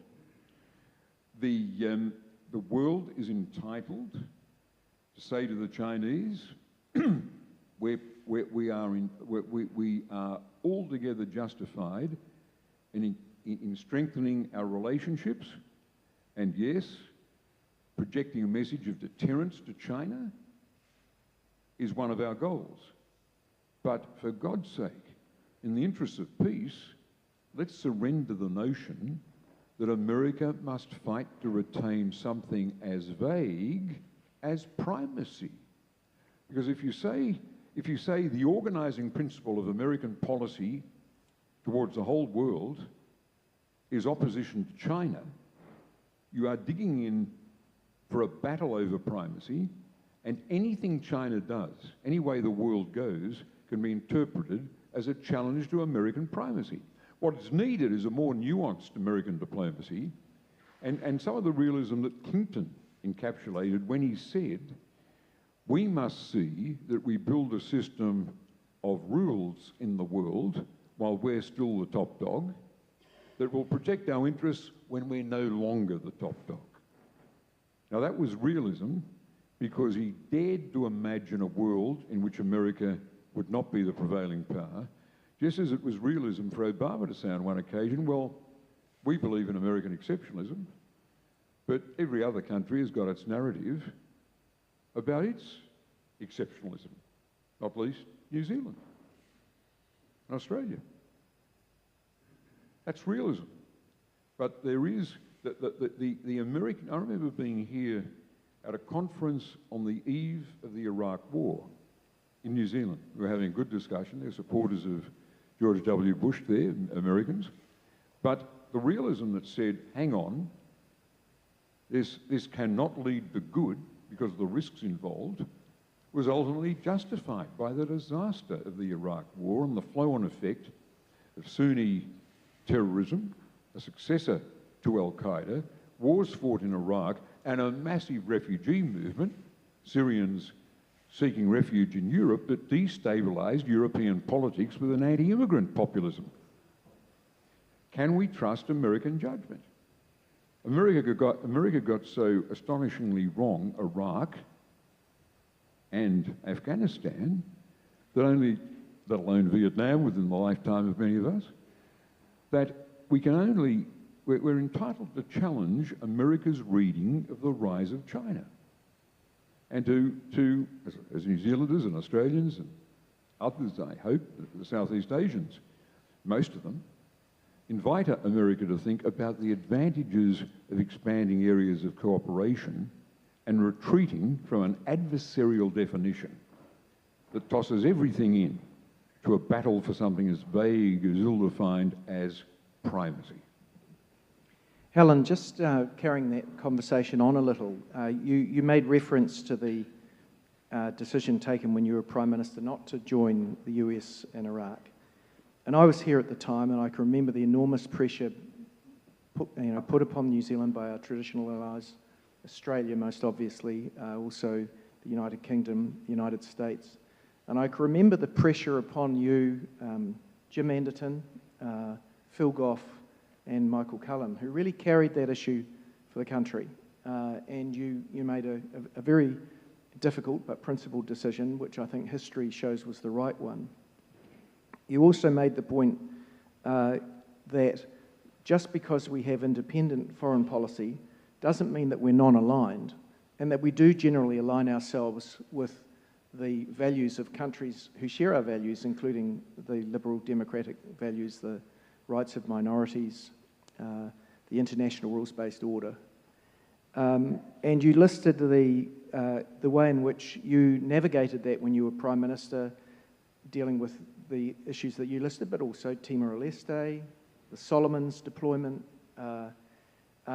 and overlaid with that, of course, is the increased complexity of this primacy issue that Bob has referenced.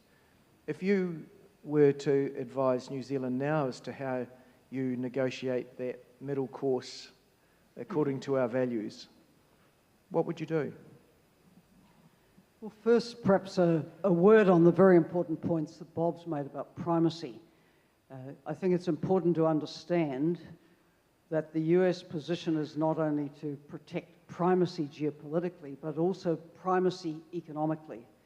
I've been going back trying to search quickly on the iPhone, a statement I saw from Janet Yellen, which was very telling in the last couple of years, which made it clear that America would not brook China reaching economic status equivalent to the US. Now, this, of course, is a forlorn hope, because in the end, if there's 1.2 billion up against, what, roughly 400 million, at some point, even if GDP per capita from China falls well short of the US, it's going to be clearly a bigger economy.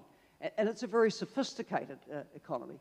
And I think one of the challenges around that has been that it is an authoritarian country. It defines itself as a people's democratic dictatorship. And so when it goes out to excel in artificial intelligence and digital technologies and telecommunications and so on, that runs up some flags, let's be honest.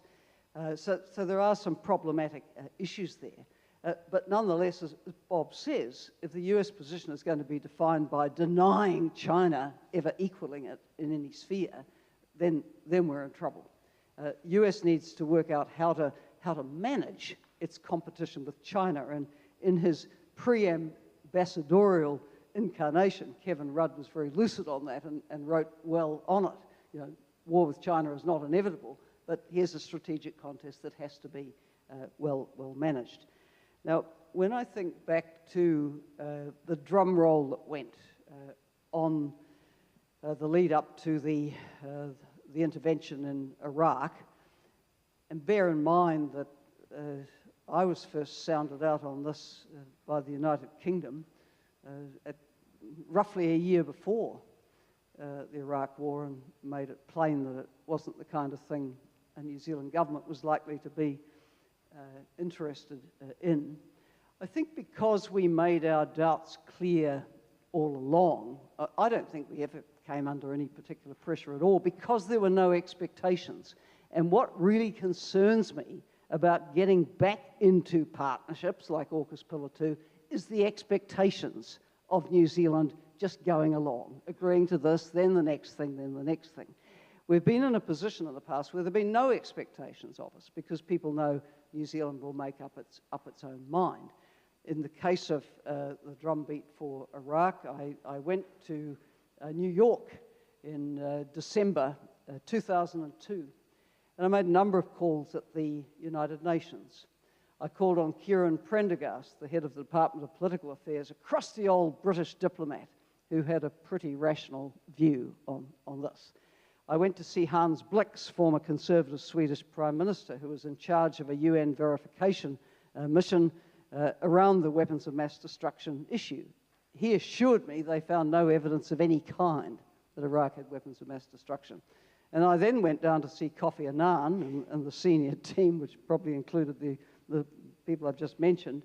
Kofi Annan was absolutely clear that any intervention in Iraq would be against international law. I came back to New Zealand fortified with that and told the cabinet of it. We used to look at the intelligence.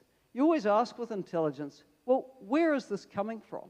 It became so obvious in retrospect that the US had no real human intelligence on the ground in Iraq at all. It was taking a lot of cues from a guy called Chalabi, who wanted to be the prime minister they imposed after the intervention. So he, of course, told them what they wanted to hear. And the Iraqis have been smart enough not to use the sort of telecommunication which could be intercepted. So the US had no real intelligence. And then, as you know, all the painful inquiries have come out over the years, it became clear that Tony Blair's press secretary had, quote, sexed up the dossier of intelligence to make it read like a case for invasion, which was never there. So, you know, we had our eyes wide open. We took other sources of advice, and we saw absolutely no case for this. And as I said, history will prove us right. So what I read into this from AUKUS is we just need to keep our heads here. We don't need to believe every last thing we're told about what this one's intentions are or that one's intentions are. Make our own judgments on the basis of what we see, what we perceive, what partners are perceiving, what are Pacific friends saying, what are the friends in Southeast Asia saying. I'm pleased the Prime Minister chose Southeast Asia for his first visit. And some very wise words came out of the retiring Prime Minister of Singapore on issues like AUKUS and alliances and partnerships. So there's clearly a role for us which sees us detached from AUKUS Pillar 2, keeping our heads and looking at how, as others have said, we can be a voice for engagement and dialogue and trying to get a jaw-jaw, not war approach to security in our region. Thanks, Helen. Enele, you made reference to the existential threat to the Pacific being climate change, not war. You also made reference to the fact that the Pacific has strong memories of being a nuclear dumping ground and a test bed for other people's nuclear weapons. we've also had commentaries, I think, out of both New Zealand and Australia that say that the greatest threat to this region is if the Blue Pacific becomes militarised. The Pacific Island countries that are sovereign, of course, have a great ability to influence that future not coming to pass. You've obviously got strong views yourself that are opposed to AUKUS. Can you tell us more about whether that's a collective view in the Pacific? And if it's not, if there are people that are on different side of that, how it would be that countries like Australia and New Zealand could work in the Pacific to maximise the chance that it won't be militarised? Well, I honestly think that at the moment there is a dissolution, as I said, amongst the supporters of such an initiative for the Pacific. I think, as I said in my address, this is a pact agreed or considered amongst the three main parties that are involved. And the Pacific leaders were never consulted. It was, AUKUS was never an item on the Pacific Island Leaders Forum over the past meetings, including the one in Tuvalu 2019, which I chaired. It was never an issue discussed, even though Morrison was there as Prime Minister. We maintained the position that our greatest threat to the livelihood, survivability of Pacific Island countries is climate change. What else do we need to say? And I don't think there is any necessity or need to further amplify that. The leaders have spoken of the Pacific Island Forum.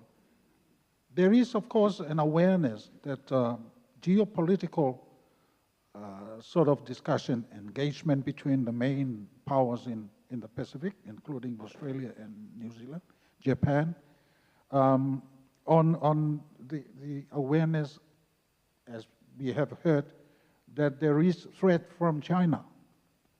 I don't think this is an issue that has been openly discussed by the Pacific leaders. Some of the Pacific Island countries have diplomatic relations and economic trading relations with all the parties concerned, China including, US, UK, Australia. And I think it is important that these issues are brought to the table by whoever in the context of the forum, and let's also look at the ramifications and possible consequences of inviting this type of nuclear-powered submarines or whatever vessels into the Pacific Ocean. We need full consultations with the people of the Pacific, especially when these ships traverse through the waters of the Pacific that rely very heavily on marine resources, on fisheries as a source of their economic and social security. I think this needs to be taken into serious consideration before any party, a member of the forum, comes up with this type of initiative. It has to be discussed and consulted by the public of Tuvalu, public of Kiribati, Solomon Islands, everybody in the Pacific, because their lives depend on marine resources. I mean, over the years, we, together with Australia and New Zealand, we have been protesting to Japan on the transshipment of nuclear refined materials from Europe, from France to Japan. We have been complaining. I was High Commissioner in Suva for many years, and it is one of the highlights, annual highlights of our Pacific representatives there to go and approach the Japanese ambassador, Konnichiwa, please stop sending your ships with nuclear materials through our waters, including Australia and New Zealand. What are we trying to say now? Helen, I know you've got to go. Just before you go, and I'm sure other members will want to dodge this question also. But I noted on your question, on the interview you had with Q&A with Jack Tame the other day, when he asked you the question about, well, what do we do if something goes wrong in Taiwan, you dodged the question, as we politicians are very good at doing. So I'm going to ask it to you again, because something Bob said earlier was that you worry that if there are mistakes made in some of these international relationships in respect of flashpoint issues, things can go wrong in the world. And I think, Bob, you expressed the view that they're more likely to go wrong for New Zealand and Australia if we're attached to the AUKUS Pact. Do you want to reflect on that in the context of Taiwan, either of you? I wouldn't be wanting to enter World War III over Taiwan. Look, I think the problem is that the sort of careful, nuanced positioning of the US over Taiwan has withered somewhat. When you let the third highest person in the US political system, Nancy Pelosi, go with bells ringing to Taiwan, you will start alarms ringing in Beijing, right? What are the Americans up to? I think everybody just has to hold their heads, go back to quarters. Western countries do not recognise Taiwan as an independent country and won't, because of the implications of that. And so this is one of these issues that needs to continue to be managed, and let's hope common sense prevails. I mean, obviously we're sitting here not knowing what will happen in the US in the first week of November. Will it bring back a Trump presidency? What will this mean for issues like this? What we should very much be thinking is not positioning ourselves in any way which would see us triggered into somehow being part of a military response to heightened escalation there. That's my view. I must run because I'm launching the Team New Zealand boat at 4 o'clock.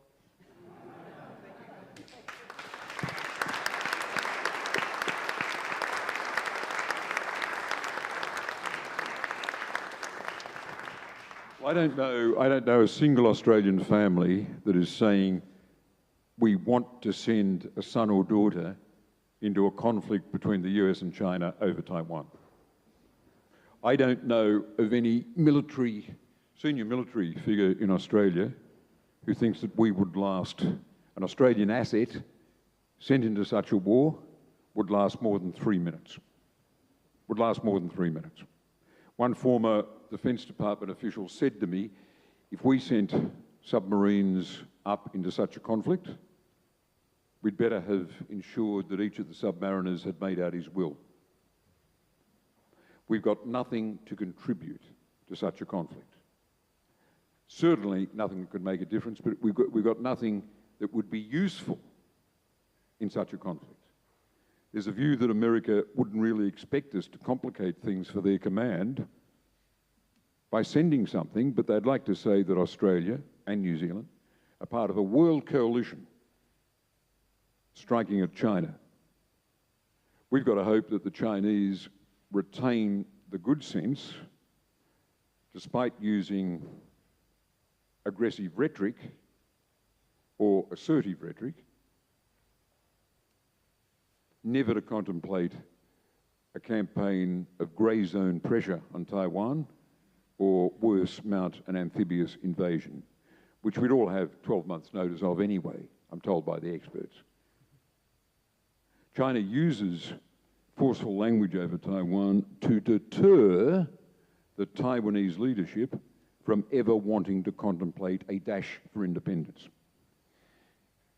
Henry Kissinger and Zhou Enlai arrived at a form of words under pressure during Nixon's visit in 1972, encapsulated in what's known as the Shanghai Communique. It said America, and as Helen pointed out, it's the Western world's position, acknowledges China's claim that Taiwan is part of China, a province of China, acknowledges it. And China will, for its part, has said, we don't settle this by resort to force. That's a diplomatic balance. It might be sort of contradictory, but who cares if it preserved the peace in the Taiwan Strait for 50 years? Let's stick to it. Let's reinvest in it.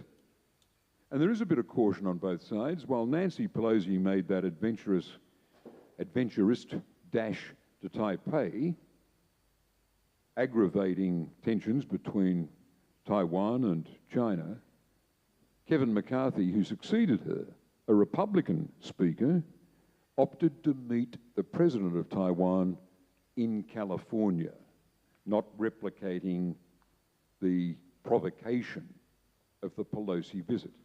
Why did he do it? Presumably because the Taiwanese said it's in our interest to cool it, or the American chiefs of staff said there's nothing in our interests about aggravating this.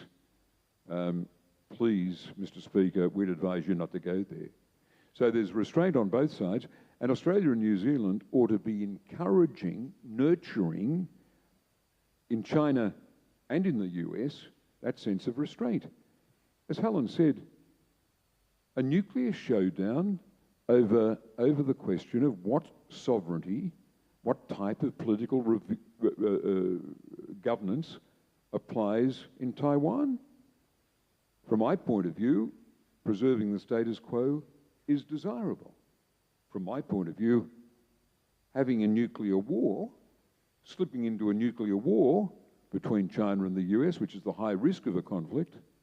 I mentioned the Stavridis Ackerman book that novelized this horror, is not worth it. And we ought to be in the peace party, Australia and New Zealand, urging restraint on both sides. So on that issue, I think you called New Zealand gallant and plucky in the nuclear issues, taking a principled approach, and said that the role of countries like New Zealand and Australia ought to be effectively to try and assume almost a détente role. Robert has said that we should tell our friends when they're wrong. How realistic is it that we have a voice here that will be heard, or are we such a minnow as to be irrelevant? Yeah, can I just clarify? Should we go to Enele? I think we should say something fixed on that. Do you want to say something on that, Enele? Well, these are very important issues that Pacific leaders at the back of their heads keep on contemplating. It is emerging in the media and the reports to the leaders that things are not as normal, as Pacific as they used to be in the Pacific Ocean. So in addition to climate change, there are these geopolitical tensions happening. But I think Bob Carr is right. Between Taiwan and China, we have diplomatic relations with Taiwan, we in Tuvalu, and also some other small states in the Pacific. We believe these two entities will never enter into war. I think there is almost natural restraint.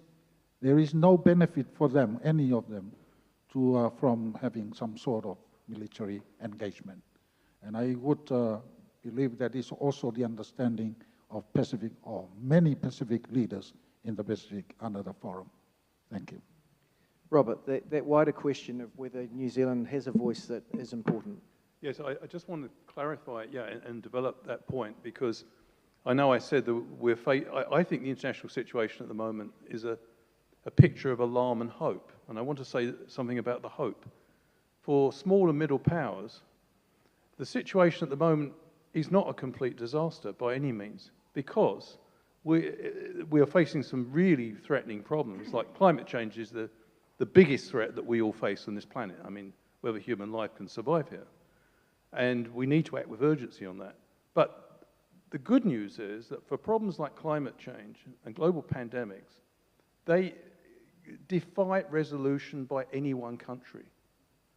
Superpowers, and I'd like to back up what Bob has just said about the US obsession with primacy. That's an irony, because actually the US is seeing its autonomy in global affairs, as is China, gradually slip away. It's not because they're weak.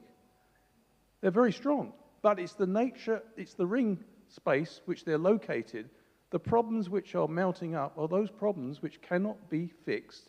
They do not recognize borders, and they cannot be fixed by great powers acting alone. And so, here's the hope. we have an opportunity. In this context, small and middle powers have an opportunity, a historic opportunity, in my view, to make a contribution to solving these problems, because they cannot be fixed without them. We're not going to fix climate change unless 193 countries, and it sounds miraculous, in the UN, reaches some form of consensus. It's just unrealistic. So what we need in this world is self-interested internationalism. I believe the likes of Australia and New Zealand can play a role in that. But if we sign up to an arrangement that effectively will shut our voice down on many of these issues, particularly the rules-based order, because two key members of AUKUS, they have a get-out-of-jail card called the UN veto, the UN Security Council veto. So they don't actually have to subscribe to the international rules-based order because they can exercise the veto. So we don't want to lock ourselves into a system whereby the UN Security Council remains dysfunctional and irrelevant. Why? Because the problems we face need international action. So we do not want to contribute to a situation which squeezes the prospect of international action. The other thing I'd like to say about the China threat, and I've said that already, that we shouldn't have illusions about it, but many AUKUS advocates say China is a revisionist power. Is it? Look at China's three biggest trading partners in the world. In 2022, exports in goods and services from China to the United States was 760 billion. That was the biggest export destination. And who was next? The EU. 740 billion. And then who was third? It was Japan. China has done very nicely, thank you, out of the global market system. It's been a success story. I don't think China's in a hurry to overturn the global market system, of which it's been a winner. And China is it's an irony, I know, you've got a communist state that's totally dependent on a capitalist system. But that is the reality we face. And so when we hear claims that China is going to displace the United States and rearrange the world, first of all, I don't think it's going to displace the United States in our lifetime anyway. And secondly, I'm very skeptical that China actually wants to undermine something which has worked so well for it. Thank you. Well, I think we're just about out of time. I think we've given the issues a pretty good airing. I thank Bob and Enele for coming so far, and Robert from coming from Dunedin.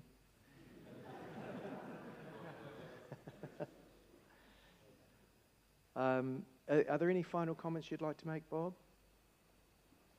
Just very briefly, and that is to encourage that spirit of independence about New Zealand.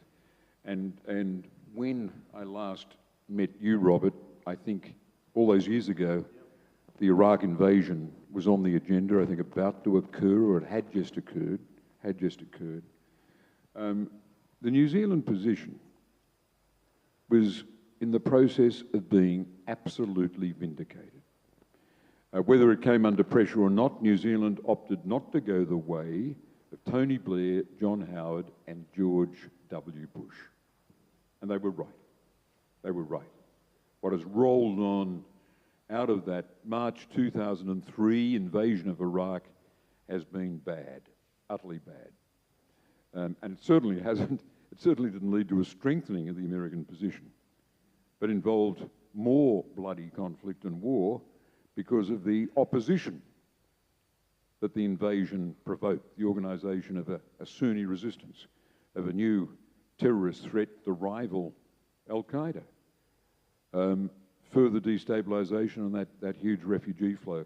So if New Zealand can get it so right up against Australia, US, UK 20 years ago over Iraq, New Zealand ought to be strong about its perspective, about its closeness to the Pacific world, the Blue Pacific, and about its capacity to speak in a clear voice that will be listened to with respect because it's been right in the past.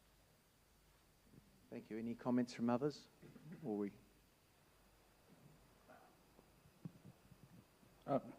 Thank you very much. Simply to acknowledge with thanks the people and government of New Zealand for taking up the issues of Tuvalu and small island countries in the United Nations. I think it was the first time that the issue of climate change was put on the floor on the agenda of the Security Council of the UN, when in 2008, New Zealand, as a non-permanent member of the United Nations Security Council, put climate change on the agenda of the Security Council. So thank you to New Zealand for doing that on behalf of the Pacific Island countries. That said, as I say in my remarks, there are families of Tuvalu and the Pacific here in New Zealand. Thanks for RSE and the PAC. We appreciate that.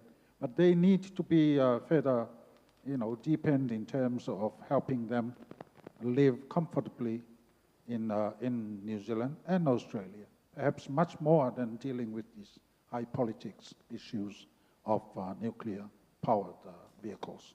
So thank you very much indeed.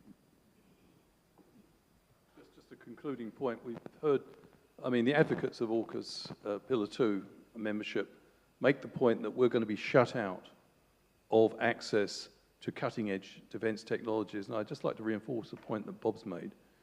Actually, the United States, of course, the most powerful country in the world, most advanced technologically, but those partners, UK and Australia, UK and the United States, and Australia, between them, they don't have a monopoly on defence cutting-edge technology. They have no interest in denying that technology if New Zealand remains outside AUKUS. After all, it's in their interest for New Zealand to be a thriving liberal democracy. That is a strategic interest. So they wouldn't want to deny New Zealand access to that technology. And if necessary, I'm sure New Zealand can get good technology from Europe and other parts of the world. So I think that's one point we should keep in mind when we hear this sort of fear-mongering that, New Zealand's going to be shut out, it's going to be left behind, it's going to be a backwater. I don't think that's true. Thank you, everyone. The only name I would add to the list of Australia, the UK and US being on the right side of the Iraq debate is the National Party. With that, can I thank everyone for attending? Can I thank my colleague Phil Twyford, who put a lot of work into organising this, my colleague Damien O'Connor as well, who's been involved, but most to all of those who took the time to show an interest in this important issue. Thank you. If we could show our appreciation one more time to the speaker.